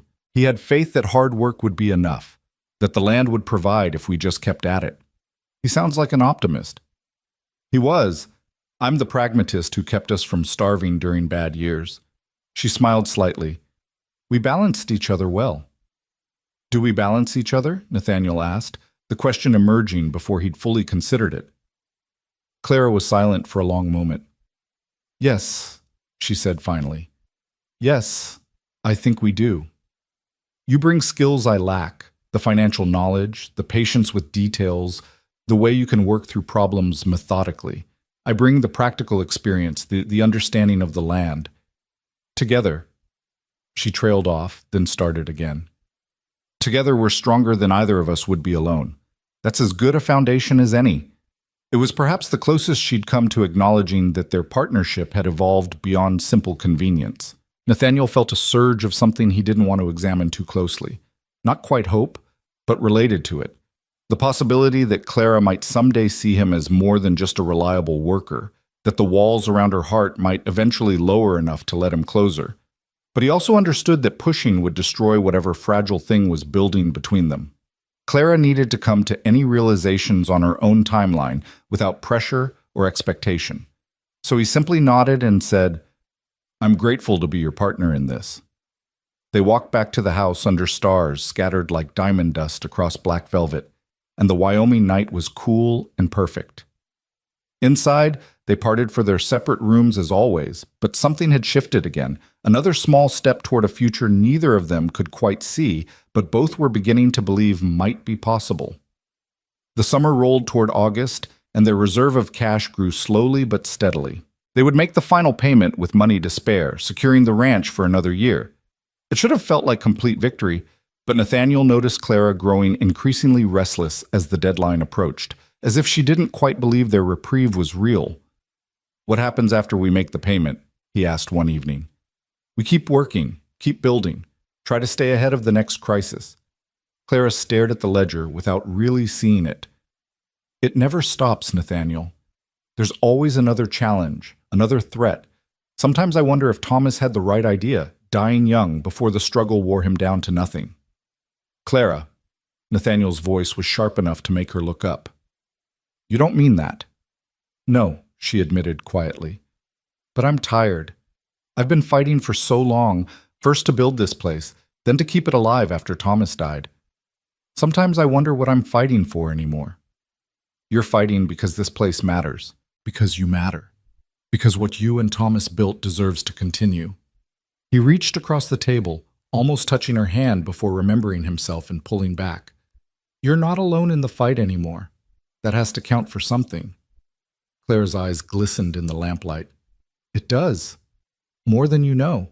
She closed the ledger with a decisive snap. You're right. We've come too far to give in to exhaustion now. We'll make the payment, secure the ranch, and keep building. That's what Thomas would want. That's what I want. Then that's what we'll do. And they would, together, partners in survival and something more, something neither had expected but both were learning to value. The future remained uncertain, as it always was on the frontier, but for the first time since Thomas's death, Clara faced it without feeling entirely alone. That made all the difference. August arrived with heat that seemed to press down from a brass sky, and with it came the storm that would test everything they'd built together. It started, as storms often do, with something small and seemingly insignificant. Nathaniel was mending fence in the north pasture when he noticed the cattle behaving strangely. They clustered together despite the heat, bellowing with an agitation that set his nerves on edge. He rode closer, scanning for predators or injury, and that's when he saw the first sick cow. She stood apart from the herd, head lowered, flanks heaving. Foam flecked her muzzle, and when she turned her head toward him, her eyes were glazed with fever. Nathaniel's stomach clenched with instant dread. He'd seen enough ranch work now to recognize when something was seriously wrong. He rode hard back to the house, finding Clara in the barn sorting through their medical supplies. "We've got a sick cow in the north pasture. Looks bad." Clara's head snapped up, her expression shifting immediately to alert focus. "Show me." They rode out together, Nathaniel leading her to the afflicted animal. Clara dismounted before Prophet had fully stopped, approaching the cow with careful attention. She examined the animal's eyes, checked her gums, felt her temperature with a practiced hand against the cow's neck. "Damn," Clara breathed. "This is shipping fever. I've seen it before. It spreads fast through a herd if you're not careful. What do we do?" "Isolate her immediately. Check every other animal. Any that show signs get separated from the healthy stock. We'll need to dose them with everything we have and pray it's enough." Clara's jaw set in that stubborn line Nathaniel knew meant she was preparing for a fight. "This could wipe out half our herd if we're not aggressive." They worked through the afternoon, identifying 3 more infected animals and moving them to a quarantine area hastily fenced off near the barn. Clara mixed treatments from her medical kit, evil-smelling concoctions that the sick cattle fought against swallowing. Nathaniel held the animals steady while Clara forced the medicine down their throats, both of them getting kicked and covered in filth for their efforts.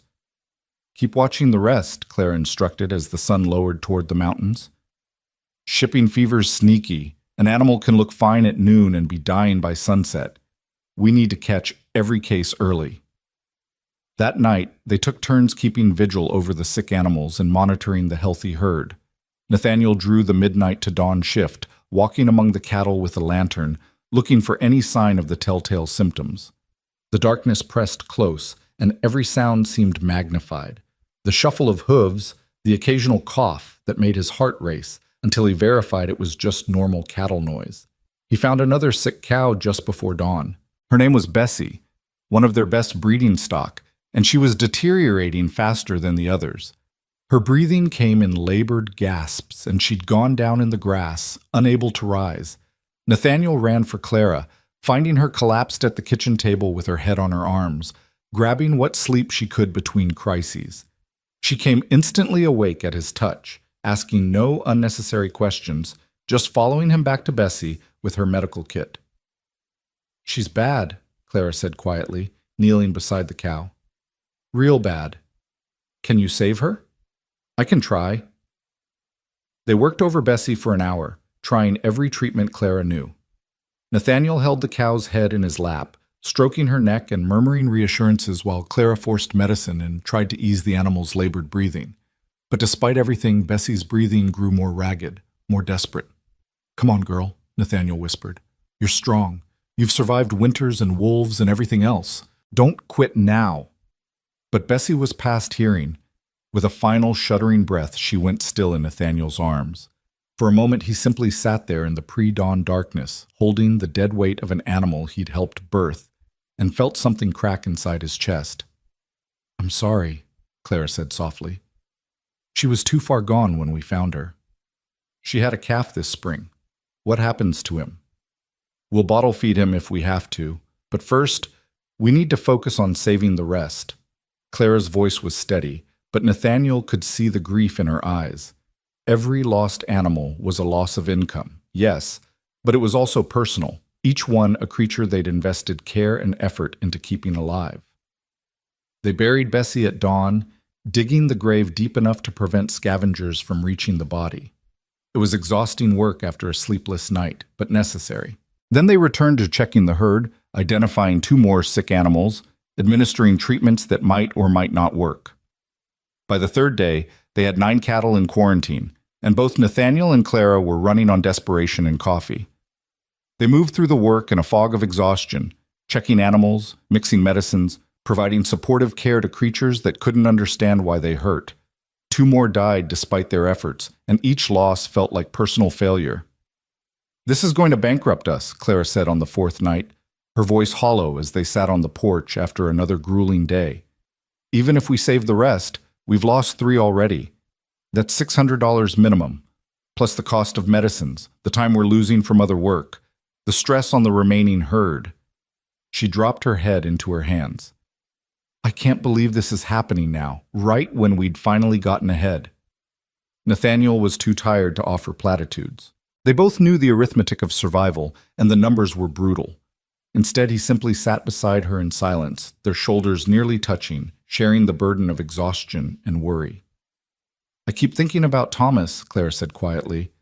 "How he used to say that ranching was just managing one crisis after another, and the winners were the ones stubborn enough to keep fighting." She laughed bitterly. "I'm starting to think he was too optimistic." "He was right, though," Nathaniel said.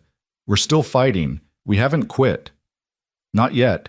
But there's only so much fight in a person, Nathaniel. I'm starting to scrape the bottom of my reserves." He wanted to reach for her hand to offer some physical comfort, but he knew Clara would likely pull away. So instead he said, "Then borrow some of mine. I've got plenty. I spent years doing nothing meaningful. Think of all the fight I've got stored up from not using it." Clara looked at him, and despite her exhaustion, a smile ghosted across her face. "That's a terrible metaphor. I'm too tired to craft good ones. But the point stands. You're not fighting this alone. Whatever happens, we face it together." "Together," Clara repeated softly, as if testing the word. "I'm not used to that anymore." "Get used to it. You're stuck with me." They sat in silence as the stars emerged, and Nathaniel felt Clara's shoulder relax slightly against his. It was a small victory in a time of crisis, but he'd learned to value small victories. They were sometimes all you got. The shipping fever ran its course over the following week, claiming 2 more animals before finally releasing its grip on the herd. Of the 9 cattle that had fallen sick, 5 survived, better odds than Clara had predicted, but still a devastating loss. 4 cattle represented not just immediate financial hardship, but also future breeding capacity, lost, genetic potential eliminated, years of careful herd management set back. They stood together in the pasture after releasing the recovered cattle back to the main herd, watching them rejoin their companions with evident relief. The sick animals had lost considerable weight and would need months to recover their condition, but they'd lived. That had to count for something.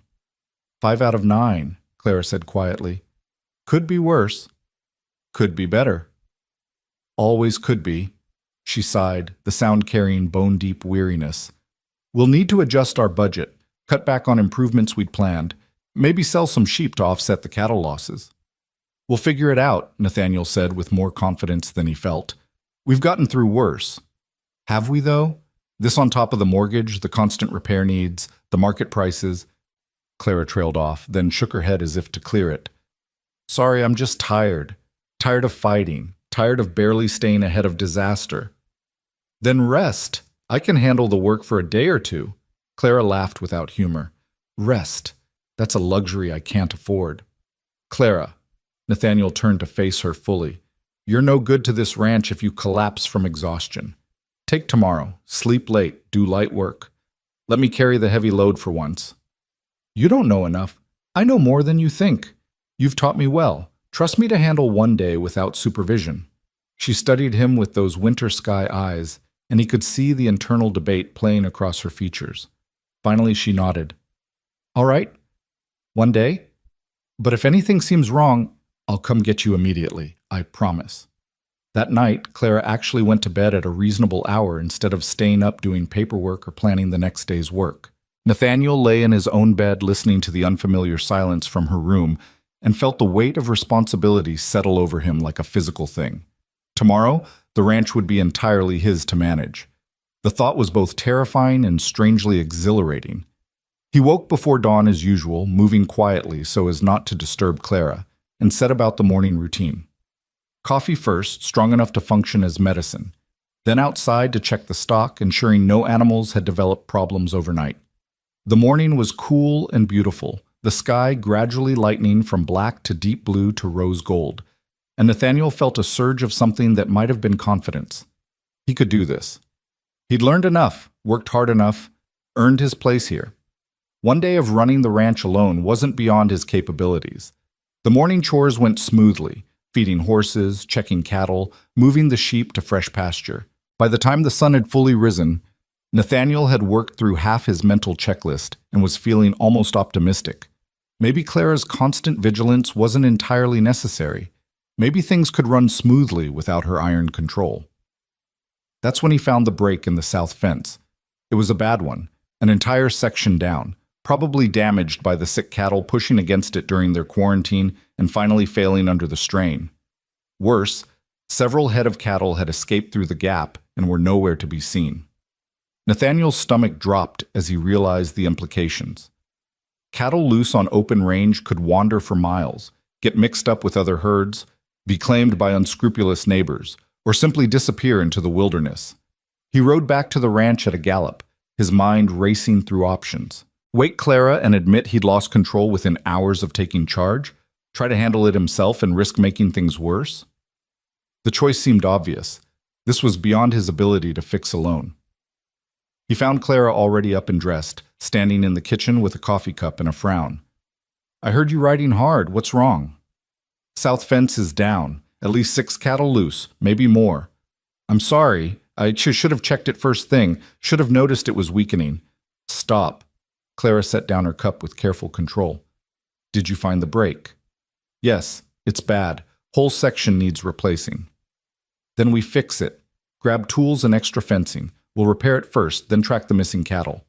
She was already moving, pulling on her boots and work gloves. "This isn't your fault, Nathaniel. Fences break. It happens." "But I was supposed to manage things, give you rest, and you handled it correctly. You found the problem and came for help. That's exactly what you should have done." She grabbed her rifle from beside the door. "Now come on. The longer those cattle are loose, the harder they'll be to find." They rode out together, and Nathaniel felt his panic easing slightly in the face of Clara's calm competence. She assessed the fence damage with a practiced eye, already planning the repair in her head. "This'll take most of the day to fix properly," she said, "but we can't leave it. More cattle will escape. You start on the repair while I track the missing animals." "You're going alone?" "I've been tracking cattle since before you knew what a cow looked like. I'll be fine." She saw his expression, and her voice softened. "This is what ranching is, Nathaniel. Constant problems requiring constant solutions. You didn't fail. You just encountered something new." She rode off before he could argue, and Nathaniel turned to the fence with a mixture of frustration and determination. The repair required pulling out damaged posts, resetting new ones, stringing wire with precise tension. It was hard, physical labor that left no room for dwelling on his inadequacy. He worked through the morning and by noon had made significant progress. The physical exertion helped burn off his anxious energy, and he found himself falling into the focused state that good work could bring, where thought narrowed to the immediate task and everything else faded away. Clara returned mid-afternoon, driving 5 of the missing cattle ahead of her. She looked exhausted but satisfied. Found them in the next valley over, heading toward the Pritchard Ranch. Another hour and we'd have lost them for good. "That's 5. We're missing at least 1 more." "I know. Couldn't find any sign of it. Either it went further than I could track, or—" She didn't finish the sentence. "Or it had been taken by a predator, or fallen into a ravine, or met any number of bad ends that the territory offered." "I'm sorry," Nathaniel said. "If I'd checked the fence earlier—" "Stop apologizing for things you can't control." Clara dismounted stiffly, clearly feeling the day's hard ride. "You've made good progress on the repair. Help me secure these 5 and we'll finish the fence before dark." They worked together through the afternoon, their coordination smooth despite the crisis. The fence got repaired, the recovered cattle returned to the herd, the missing animal noted as a loss they'd have to absorb. By the time they finished, the sun was setting in spectacular colors that neither of them had energy to appreciate. So much for your day of rest, Nathaniel said as they rode back to the house. I got an extra hour of sleep. That's practically a vacation. Clara's attempt at levity fell flat, exhaustion making her voice heavy. We can't keep doing this, Nathaniel. Doing what? Barely staying ahead of disaster. Every time we get some breathing room, something else happens. The mortgage, the shipping fever, now this. It's like the land itself is fighting us. The land doesn't care either way. It just exists. We're the ones deciding to fight for it. Maybe we should stop deciding that. The words came out quietly, almost casual, but Nathaniel heard the despair underneath. Maybe we should take Morrison's standing offer to buy the ranch, cut our losses, start over somewhere easier. Nathaniel pulled Juniper to a halt, forcing Clara to stop as well. You don't mean that, don't I? I'm tired, Nathaniel. Tired of fighting, tired of losing, tired of watching everything Thomas and I built slowly crumble, no matter how hard I worked to hold it together. She wouldn't meet his eyes. Maybe I'm just not strong enough to do this without him. That's exhaustion talking, not reason. Is it? Or is it finally accepting reality? I've been telling myself for 3 years that I could keep this place running alone. Then you came, and I thought having help would make the difference. But problems keep coming, and we keep barely surviving, and I don't know how much longer I can keep telling myself it's going to get better. Nathaniel felt something tighten in his chest. Fear mixed with frustration, mixed with fierce protectiveness of this woman who'd given him purpose and place. Clara, look at me. She did finally, and he saw the vulnerability in her face, the cracks in the armor she usually maintained so carefully. You're right that we're barely staying ahead, he said. You're right that it's hard, probably harder than anything either of us imagined. But you're wrong about not being strong enough.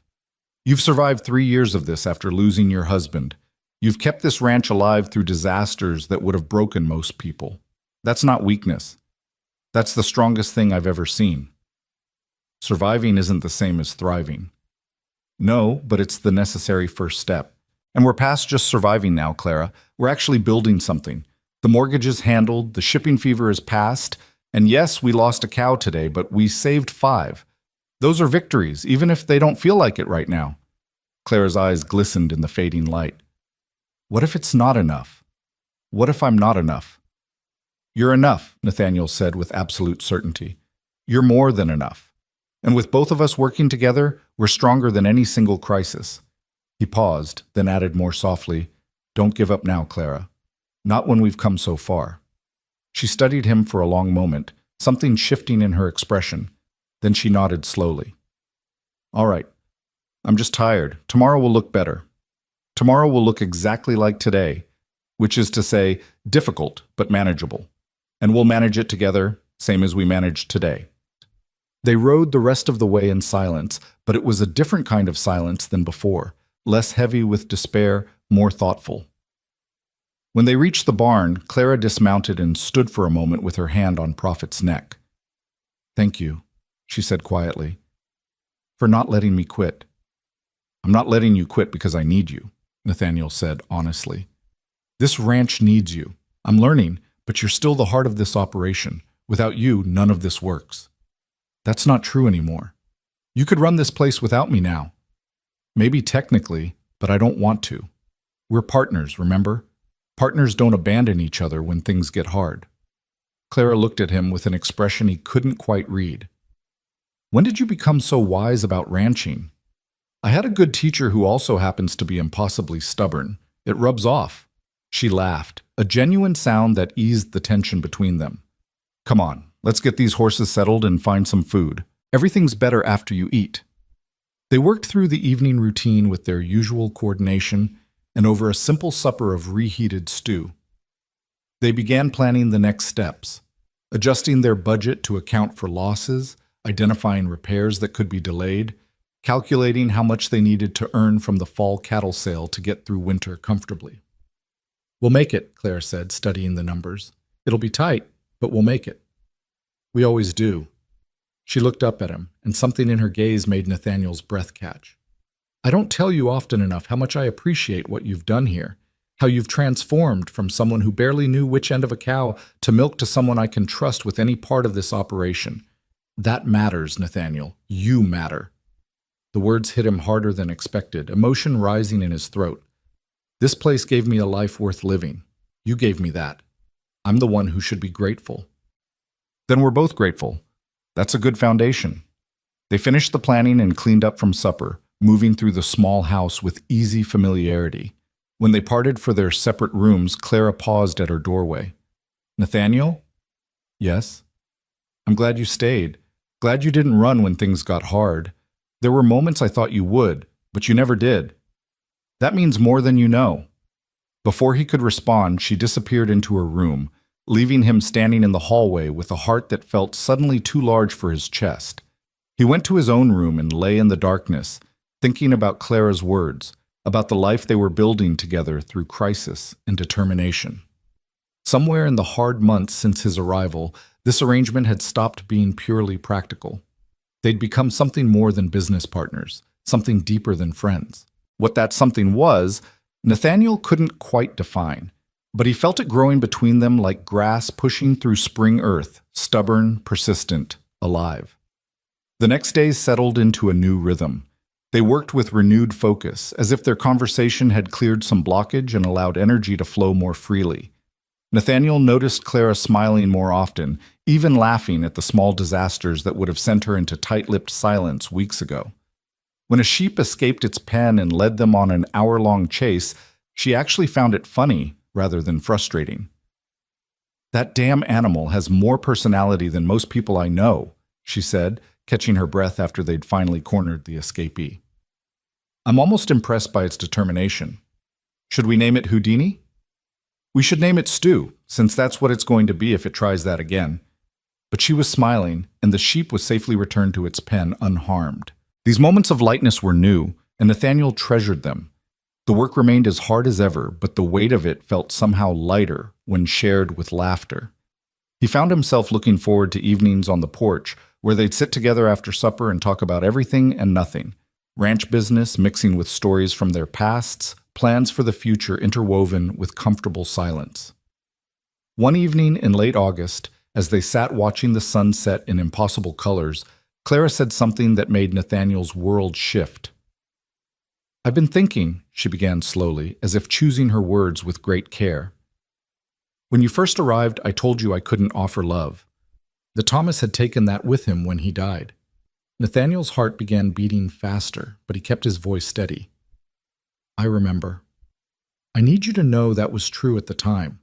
I wasn't lying or trying to protect myself. I genuinely believed my capacity for romantic love had died with Thomas. She paused, staring out at the valley that had been her whole world for so long. But something's changed. I'm not sure when it started or how, but somewhere along the way you stopped being just a hired hand or even a business partner. You became... She trailed off, seeming to struggle with how to finish. What did I become? Nathaniel asked quietly, almost afraid to breathe. Clara turned to look at him directly, and in the golden light her eyes were soft in a way he'd rarely seen. Someone I trust completely. Someone whose opinion matters. Someone I look forward to seeing every morning and miss when you're gone even for a few hours. Someone who makes me laugh when I'd forgotten how. Someone who... She took a breath. Someone I think I might be falling in love with, if I haven't already. The words hung in the air between them, precious and fragile. Nathaniel felt his throat tighten with emotion too strong for easy expression. Clara, I know this complicates things, she continued, speaking faster now, as if afraid to lose momentum. I know you probably didn't sign up for actual feelings beyond partnership and mutual respect, and I'm not asking you to reciprocate or change anything about our arrangement. I just needed to be honest with you because you've always been honest with me, and you deserve the same in return. Clara, stop. Nathaniel reached for her hand the first time he'd initiated such contact. Her fingers were work-roughened and strong, and they trembled slightly in his grasp. You think I haven't been falling in love with you since practically the moment I arrived? She stared at him. But you never said anything. Because you told me your heart was buried with Thomas. Because I respected your boundaries and didn't want to make you uncomfortable. Because I was terrified that if you knew how I felt, you'd send me away rather than deal with complications you hadn't asked for. I wouldn't have sent you away. I couldn't risk it. This place, this life, you, it all became too precious to risk losing through presumption. He squeezed her hand gently. But since we're being honest, yes. I love you. I love your strength and your stubbornness and the way you laugh when sheep escape. I love how you care for every animal on this ranch like their family. I love your competence and your vulnerability and the way you never give up no matter how hard things get. I've been in love with you for months, Clara Vaughn, and I was fully prepared to never tell you if it meant I could stay and work beside you. Tears were tracking down Clara's face now, catching the sunset light. You love me. Desperately. Even though I'm difficult and demanding and barely know how to be soft? Especially because of those things, you're real, Clara. You're honest.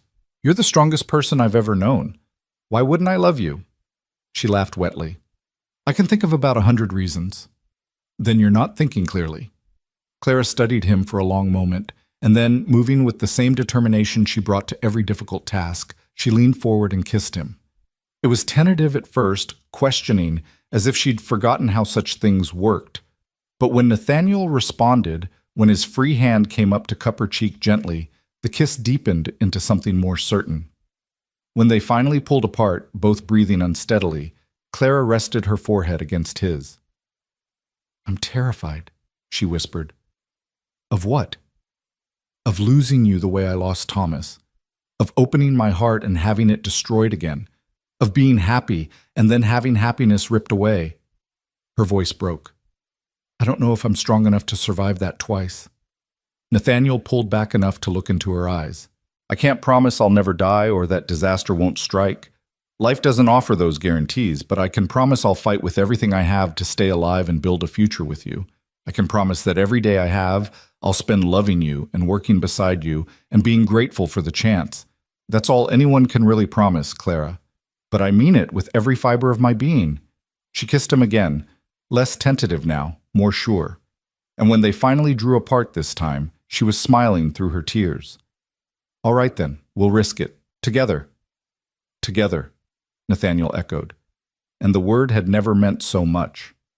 They sat there on the porch as darkness fell and stars emerged, holding hands and occasionally stealing kisses like teenagers discovering romance for the first time. It felt both momentous and utterly natural, as if this moment had been inevitable from the instant Nathaniel stepped off that train months ago. What happens now? Clara asked eventually. Nothing changes except everything, Nathaniel said. We keep working the ranch, keep building our life. But now we're doing it as partners in every sense, not just the practical ones. We're already married legally. Does this mean we're married for real now? I think we've been married for real for a while. We were just too stubborn to admit it. He brushed a strand of hair from her face tenderly. But if you want some kind of acknowledgement, some moment that marks the change, I'm happy to provide it. Clara considered this. Thomas and I got married in a church with a preacher and witnesses and all the proper ceremony. It was lovely, and I'll always treasure that memory. But with you, she looked around at the ranch, the land stretching into darkness, the stars overhead. With you, I think this is ceremony enough. The land as our witness, the work as our vows, the life we've built as our celebration. That's perfect, Nathaniel said honestly. They sat in silence for a while longer, simply existing together in their new reality. Eventually, Clara stood and held out her hand. Come to bed with me. It wasn't a question or a demand, just a simple invitation offered with the same directness she brought to everything. Nathaniel took her hand and let her lead him inside, to her room instead of his, to the bed she'd shared with Thomas and slept in alone for 3 years. Are you sure? He asked as they stood beside the bed. I'm sure. Are you? I've never been more sure of anything.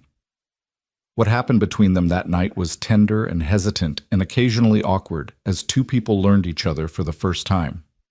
But it was also honest and real and full of the same determination they brought to every challenge. They were building something new on the foundation of loss and hard work, and if the structure wasn't perfect yet, it was sturdy and true. Afterward, lying in the darkness with Clara's head on his chest and his arm around her shoulders, Nathaniel felt a peace he'd never experienced. This was home, this woman, this land, this life they were creating together through sheer stubborn will. This was what he'd been searching for without knowing it. "I love you," Clara murmured sleepily. "I love you too. Don't die on me, Nathaniel Reed.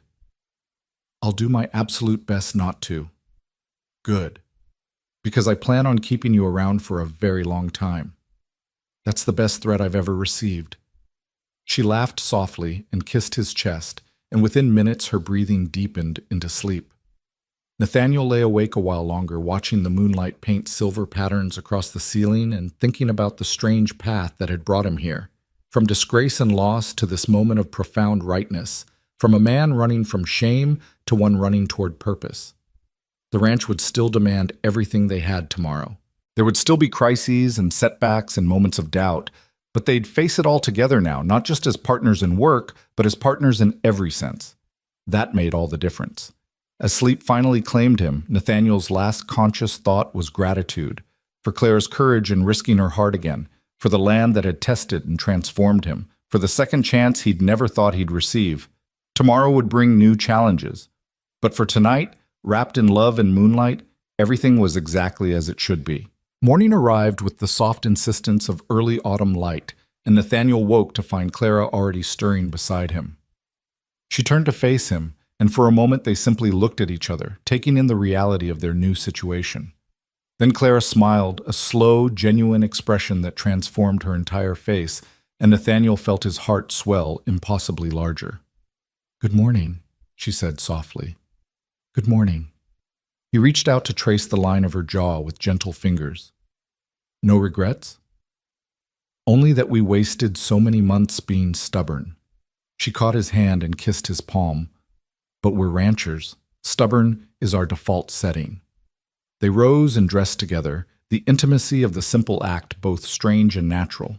There was work waiting, as there always was, but somehow the weight of it felt lighter, shared between two people who loved each other, rather than two people merely surviving together. Over coffee, Clara laid out the day's priorities with her usual efficiency, but now she punctuated her planning with occasional touches. A hand on Nathaniel's shoulder as she passed, fingers brushing his when she handed him his cup. Small gestures that spoke of affection, finding its expression in a woman who'd forgotten how to be demonstrative. "We need to start preparing for winter," she said, consulting the mental list she always seemed to carry.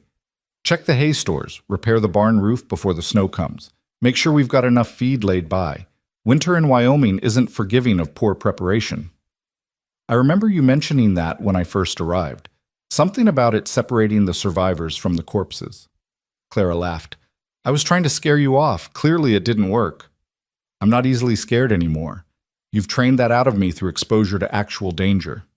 "Good. You'll need that stubbornness for what's coming." She set down her cup and looked at him seriously. "Winter here is brutal, Nathaniel. We'll be snowed in for weeks at a time.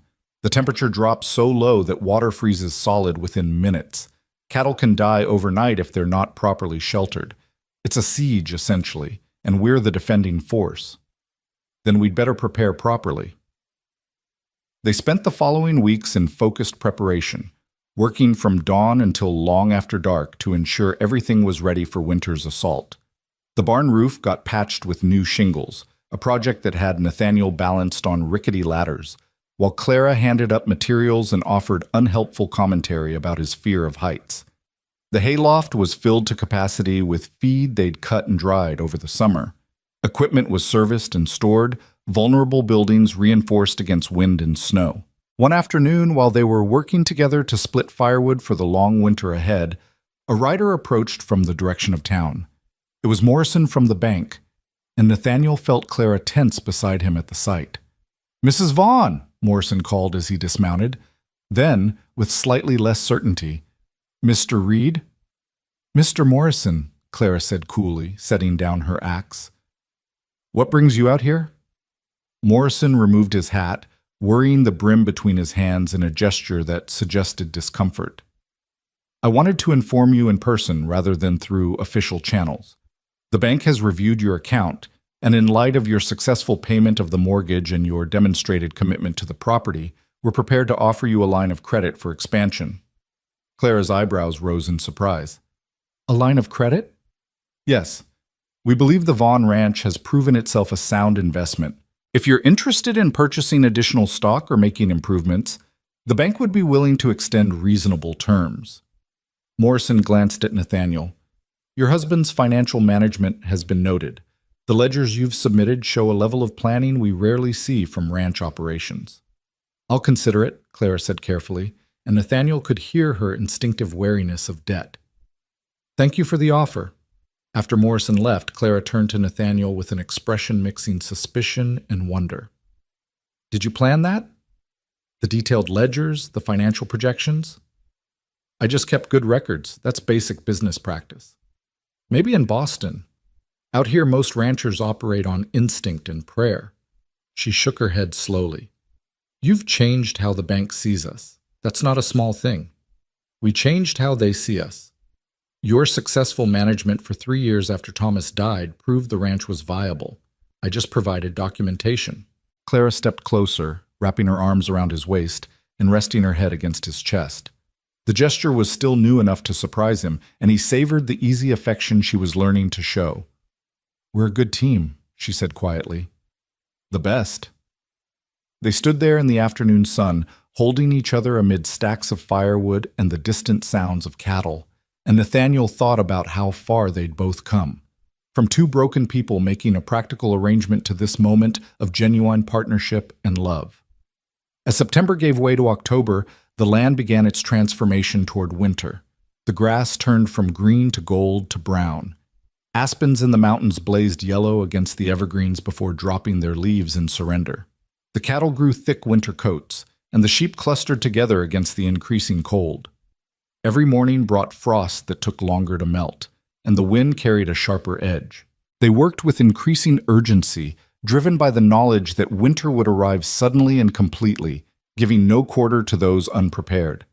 Nathaniel had learned enough to recognize the signs Clara watched for: the behavior of animals, the particular quality of light, the smell of snow in the air days before it fell.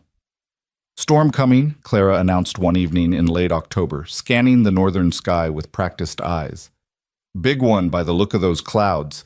We need to bring the cattle down to the near pastures tonight. They rode out in the gathering dusk, the dogs ranging ahead with purposeful energy. The cattle were scattered across the upper valley, grazing on the last good grass before winter locked the land in ice. Moving them in failing light was challenging work, but they'd done it often enough now that their coordination was seamless. Clara worked one flank while Nathaniel took the other, and the dogs filled the gaps, their intelligence and training making them worth a dozen human workers. By the time they had the herd secured in pastures close to the barn, the first snowflakes were falling, large, wet flakes that caught the last light and seemed to glow. The wind was rising, and Nathaniel could feel the temperature dropping rapidly. This was the storm Clara had predicted, arriving right on schedule.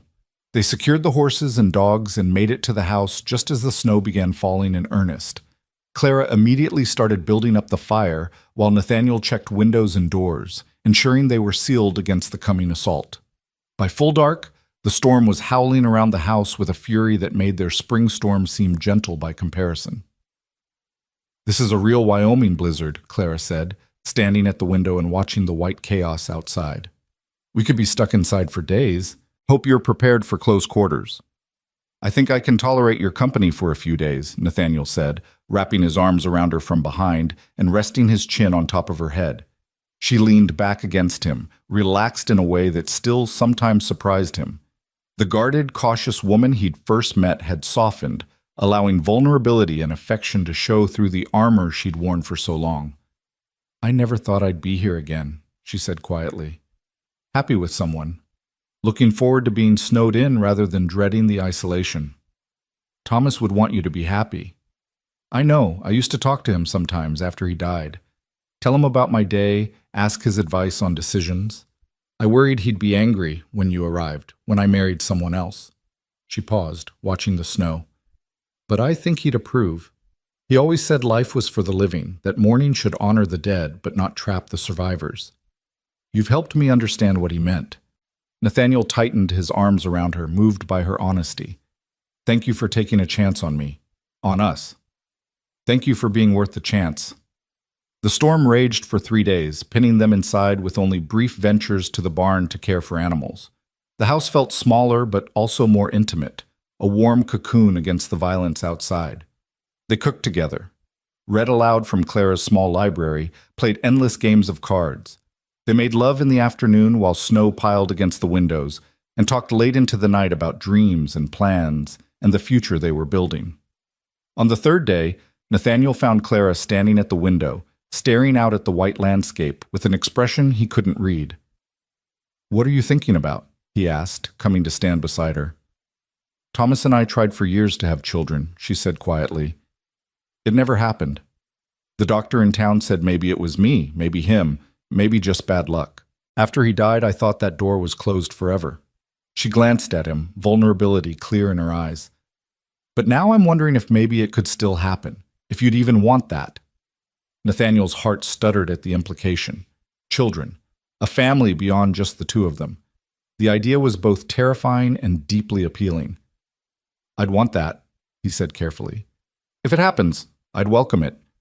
But if it doesn't, Clara, that's all right too. You're enough. This life is enough. You say that now, but men want heirs, want their name carried forward. I'm not most men. I've learned out here that legacy isn't just about blood and names. It's about what you build, what you leave behind in the land and the work. If we have children, wonderful. If we don't, we're still building something that matters." Clara turned to face him fully, taking his hands in hers. "I love you for saying that, and I love that you mean it." "I do mean it, every word." She kissed him then, soft and sweet, and when she pulled back there were tears in her eyes. "I'm so glad you answered that advertisement. So glad you stayed. Best decision I ever made." The storm finally broke on the fourth day, and they emerged into a world transformed. Snow lay thick across everything, pristine and beautiful and deceptively peaceful. They spent hours digging out pathways to the barn and checking on animals. 2 sheep had died despite their preparations, huddled together in the far corner of their shelter. They buried them in snow that was too frozen to dig through properly, marking the spot for spring burial. "This is why we prepare," Clara said, looking at the dead animals with professional sadness. "Winter takes its toll no matter how careful you are. The goal is to minimize the losses, not eliminate them. 2 out of 50. That's a good survival rate." "It is, but it still hurts." They stood together in the bright cold, and Nathaniel understood something he hadn't quite grasped before. Every loss mattered out here. Every death was personal, even when it was expected. The animals weren't just inventory or income. They were creatures Clara had cared for, invested time and effort in keeping alive. Their deaths represented both financial loss and emotional toll. "Come on," he said gently. "Let's check the cattle and get back inside. You're shivering." The cattle had weathered the storm well, clustered together for warmth in the shelter of the near pastures. They looked up at Clara and Nathaniel's approach with the placid indifference of creatures whose basic needs had been met. Feed remained in the troughs, water was available, and shelter had kept them from the worst of the wind. It was enough. As they walked back to the house, the sun broke through the clouds for the first time in days, turning the snow-covered valley into something magical. Light refracted off every surface, creating diamonds in the air, and the mountains stood sharp and clear against an impossibly blue sky. "It's beautiful," Nathaniel said. "It is. And it'll kill you without hesitation if you're not careful." Clara squeezed his hand. "That's Wyoming. Beautiful and deadly in equal measure. You have to respect both aspects." "I've learned that. You're an excellent teacher. And you're an excellent student. Better than I expected, honestly." They spent the rest of the day working together, re-establishing routines disrupted by the storm. And that evening, as they sat by the fire with coffee and companionable silence, Clara made an announcement that shifted their world again. "I've been thinking about Morrison's offer," she said, "the line of credit. And I think we should use it, not for expansion, we're stretched thin enough already, but for improvements. Better equipment, stronger fencing, maybe a windmill for more reliable water access." She looked at him seriously. "What do you think?"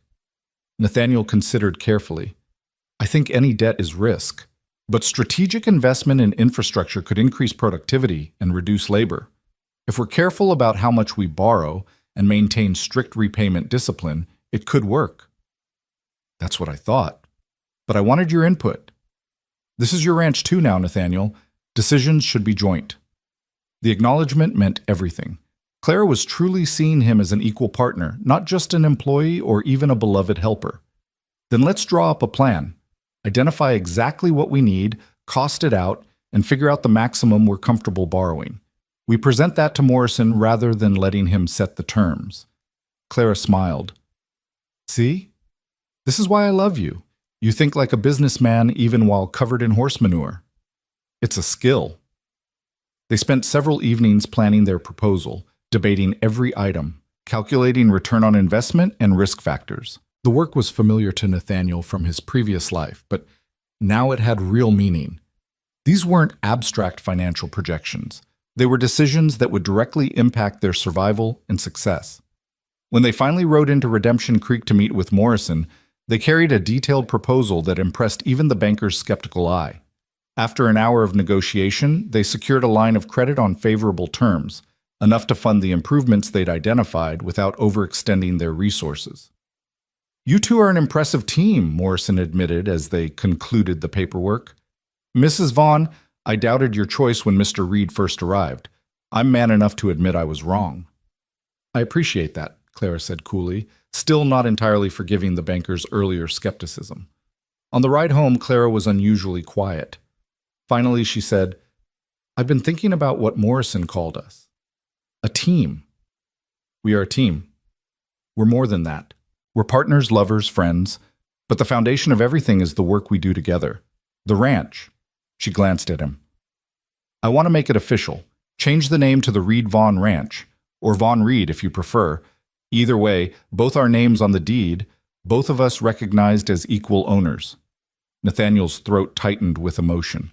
Clara, you don't have to. I want to. This is as much yours as mine now. You've earned it through work and dedication and love. Thomas would understand. Hell, he'd probably insist on it. Then I'm honored, truly honored. Good. We'll file the papers next time we're in town. Make it legal and proper. She smiled at him. The Vaughn Reed Ranch has a nice sound to it. It does. Winter settled in fully after that first storm, bringing cold that made metal burn to touch and breath freeze in the air. They worked shortened days, spending more time inside preparing for spring, planning the next year's operations, and simply being together. Nathaniel learned the rhythms of winter ranching, the constant vigilance required to keep animals alive, the endless battle against cold and snow, the small victories of each day survived. But he also learned the beauty of it, the way morning light painted the snow in shades of rose and gold, the absolute silence after a fresh snowfall, when the world seemed to hold its breath, the comfort of coming inside to warmth and Clara's smile after hours in brutal cold. Winter had its own magic if you knew how to see it. One evening in January, as they sat by the fire working on separate projects, Nathaniel updating the ledgers while Clara mended harness, she suddenly set down her work and looked at him with an expression he couldn't quite read. What? He asked. I'm late.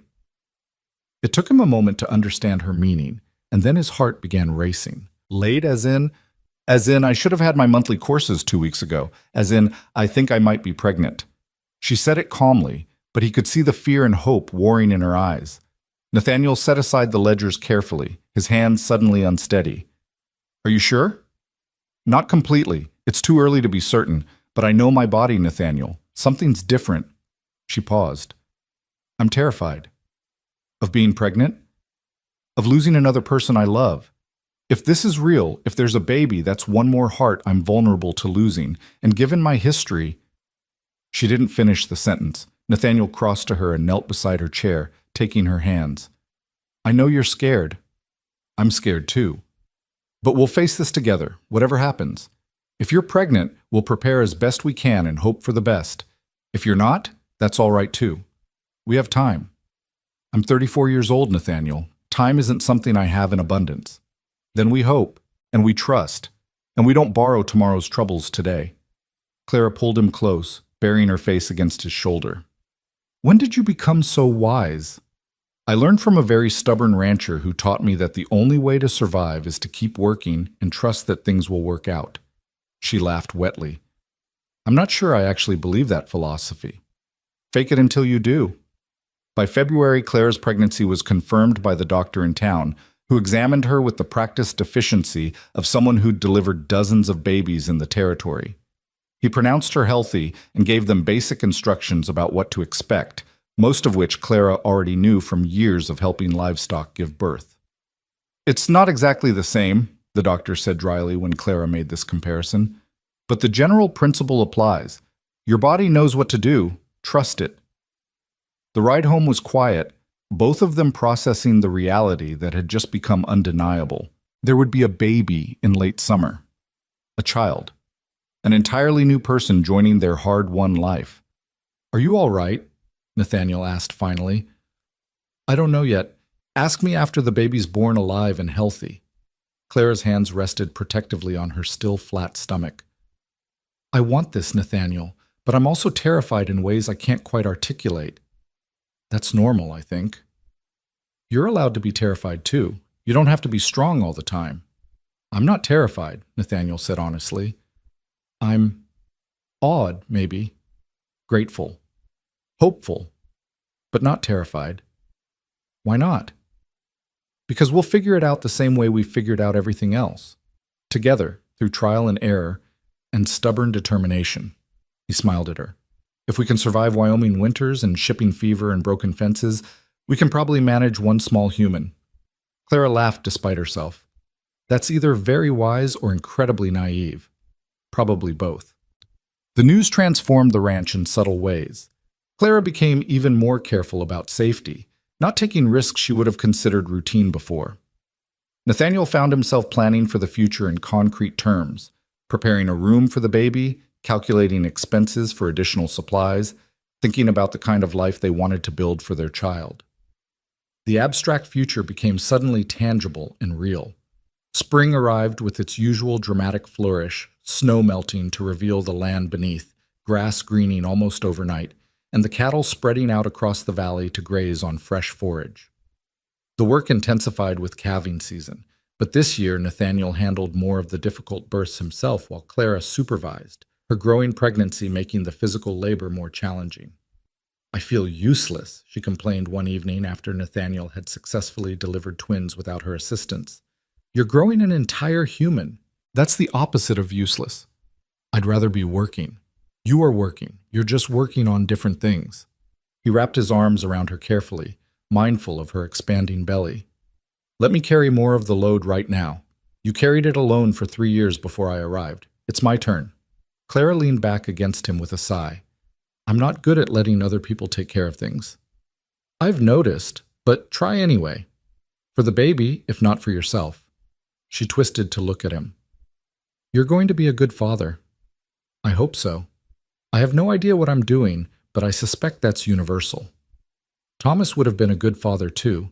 He'd have been patient and kind and taught our children to love the land the way he did. She paused. I wish they could have known each other. Thomas and this baby. I think they'd have liked each other. I wish that too, but the baby will know about Thomas through your stories, through the ranch he helped build. That's its own kind of legacy. You're very generous about him. Some men would resent a wife who still loves her dead husband. I'm not some men, and I don't resent Thomas. I'm grateful to him. He helped make you who you are. He built the foundation I'm building on. That deserves respect, not resentment.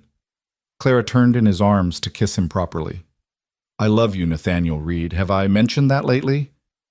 Not in at least 6 hours. I was starting to worry. She laughed and kissed him again, and they stood together in the spring evening, watching their land come alive with new growth. Everything was changing, and yet everything essential remained the same. The work, the land, the love they'd built through determination and honesty. Those foundations would hold whatever the future brought. Summer arrived with heat and hard work, and Clara's belly growing impossibly round. She moved more slowly now, but she still insisted on doing her share of the work until Nathaniel practically forced her to rest. They'd prepared the small bedroom as a nursery, with a cradle Nathaniel had built from wood salvaged from broken equipment and a rocking chair they'd purchased in town. I can't believe there's an actual person in there, Clara said one evening, her hand on her belly as the baby kicked visibly. It still seems impossible. Let me feel. She guided his hand to where the baby was moving, and Nathaniel felt the firm push of tiny feet or fists against his palm. The reality of it hit him with surprising force.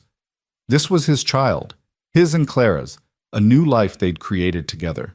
The responsibility was enormous, but so was the joy. Hello in there, he said softly to Clara's belly. We're looking forward to meeting you. The baby kicked harder, as if in response, and they both laughed. I think that's approval, Clara said. Or complaint. Hard to tell with babies, I suspect. The baby arrived on an August evening during a spectacular sunset that painted the entire valley in shades of rose and gold. Clara's labor was long and difficult, testing every ounce of her considerable strength. Nathaniel stayed with her throughout, holding her hand and offering what comfort he could while the doctor worked efficiently. Come on, Mrs. Reed, the doctor encouraged, as Clara pushed with determination that had carried her through every other challenge. Almost there. With a final effort that seemed to pull from some deep reserve of will, Clara brought their daughter into the world. The baby's first cry was strong and indignant, and the doctor's smile was the first relaxation Nathaniel had seen in his stern face. A girl, he announced, placing the cleaned and wrapped infant in Clara's arms. Small but healthy, lungs like a cattle auctioneer. Clara stared at her daughter with an expression of wonder mixed with exhaustion. The baby had dark hair and eyes that would probably lighten with time, and she was the most beautiful thing Nathaniel had ever seen besides her mother.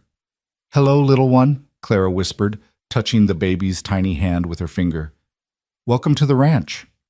The baby's fingers closed around Clara's with surprising strength, and Nathaniel felt his throat tighten with emotion. This tiny person was theirs to protect and raise and teach. The weight of that responsibility was enormous, but so was the love already flooding his heart. What should we name her? He asked. Clara looked up at him, tears streaming down her face. I was thinking hope, because that's what she represents. Hope for the future. Hope that good things can come after loss. Hope that love can be found again even after you think you've lost it forever. Hope, Nathaniel repeated, testing the name. Hope Reed Vaughn. Perfect.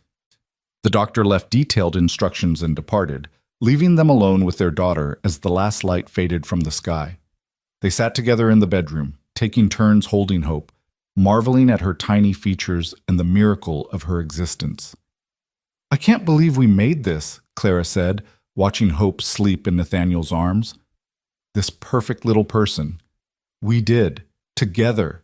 Together, Clara echoed, and the word held all the weight of their journey, from strangers making a practical arrangement to partners building a life to a family facing the future united. The following months were a blur of sleepless nights and constant work, balancing the demands of a newborn with the unending requirements of ranch life. But they managed, as they'd managed every other challenge, through teamwork and determination. Nathaniel learned to change diapers with the same focused attention he'd once brought to financial projections. Clara learned to nurse while simultaneously directing ranch operations, her efficiency somehow increasing rather than decreasing with the addition of a baby. Hope thrived, growing stronger and more alert each day. By her first winter, she was a bright-eyed infant who seemed fascinated by everything around her. They'd bundle her warmly and take her with them on shorter tasks, letting her experience the ranch even as a baby. She's going to grow up tough, Clara observed one afternoon, watching Hope study a cow with serious concentration. Ranch life will do that. Like her mother. And her father. You're pretty tough yourself now, city boy. Nathaniel looked down at his calloused hands, his weathered face, and thought about the man he'd been when he first stepped off that train. That person seemed like a stranger now, separated not just by time, but by fundamental transformation. He'd been remade by this land, this woman, this life. I barely remember who I was before, he admitted. Good. That man was running from something. This man is running towards something. That's a better way to live. As Hope's first birthday approached, they stood together one evening on the porch, watching the sunset paint the valley in familiar colors. Hope was asleep inside, worn out from a day of exploration under their watchful eyes. The ranch was quiet. the work done for the day, and the future stretched ahead with all its uncertainty and promise. "Do you ever regret it?" Clara asked suddenly. "Answering that advertisement? Coming out here to a life so different from what you knew?" Nathaniel considered the question seriously, giving it the weight it deserved. He thought about his former life, the social performances, the hollow relationships, the pursuit of status and approval. Then he thought about this life, the honest work, the real partnership, the love built on shared struggle and mutual respect. "Not for a single second," he said. "This life, this place, you and Hope, you're everything I never knew I needed. Everything real I'd been missing without knowing what was absent.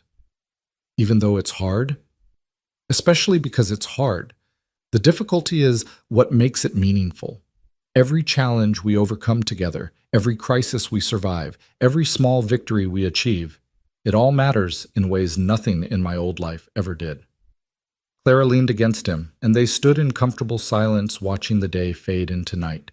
The stars emerged one by one, scattered across the vast Wyoming sky in patterns that had guided travelers and dreamers for millennia. "I'm glad you stayed," Clara said finally. "Glad you didn't run when things got difficult. Glad you loved me enough to wait until I could love you back. I'd wait forever for you. Luckily, you didn't have to." Inside, Hope began to fuss, and they both smiled. "That's our cue," Clara said. "Our cue for another sleepless night. Worth it, though. Absolutely worth it." They went inside together, partners in every sense, ready to face whatever came next. The ranch demanded constant work, children demanded constant attention, and life promised constant challenges. But they'd face it all together, building their future one day at a time through honest labor and stubborn love. Years later, when Nathaniel was older and his dark hair had gone silver, when Hope had grown into a capable young woman who ran the ranch with her mother's competence and her father's strategic thinking, he would sometimes stand on that same porch and remember the man who'd stepped off the train with nothing but shame and desperation driving him forward. That man had been looking for escape. What he'd found instead was home. The Wyoming Territory had stripped away every pretense, tested every weakness, and demanded transformation or destruction. Nathaniel had chosen transformation, and in doing so, he'd found not just survival but purpose, not just work but meaning, not just partnership but love. On his last evening, as he sat on the porch with Clara beside him, both of them weathered by years of hard living but unbroken, he looked out at the valley they'd defended together and felt complete peace. The land stretched away into shadow and distance, eternal and indifferent, beautiful and harsh. It had taken everything they could give and returned just enough to keep them fighting, and they'd won, not through dominance or conquest, but through adaptation and respect, through learning to work with the land rather than against it, through building something that would outlast them both. "No regrets?" Clara asked, echoing their conversation from decades earlier. Nathaniel took her hand, weathered and strong, and held it gently. "Not one." "Good. Because I'm not giving you back even if you did." He laughed, the sound carried away on the evening wind. "I wouldn't go even if you tried to send me. Stubborn man, stubborn woman. We match. Perfectly." As the sun set on another day, on another year, on a life well lived through the honest work and hard-won love, they sat together in the home they'd built and the life they'd created. The future would belong to Hope and whatever children she might have, but the foundation they'd laid would hold strong. Because some things, once built on bedrock and truth, could withstand any storm. The land had witnessed their arrival as strangers, their transformation into partners, and their evolution into family. It would witness their passing someday, as it had witnessed countless others. But what they'd built together, the ranch, the legacy, the love that had grown from pragmatic arrangement into something profound and lasting, that would endure. That evening, as stars emerged and the valley filled with familiar darkness, Nathaniel understood something fundamental about the life he'd found. He'd come to Wyoming running from failure, and he'd discovered that failure was just transformation wearing a different mask. Every ending held the seed of new beginning. Every loss contained the possibility of finding something better. He'd lost everything once, And in losing it, he'd found the only things that truly mattered: purpose, partnership, home, and love. Stubborn, practical, honest love that worked beside you in the dirt and held your hand through the darkness and built something real from shared struggle and mutual respect. That was enough. That was everything.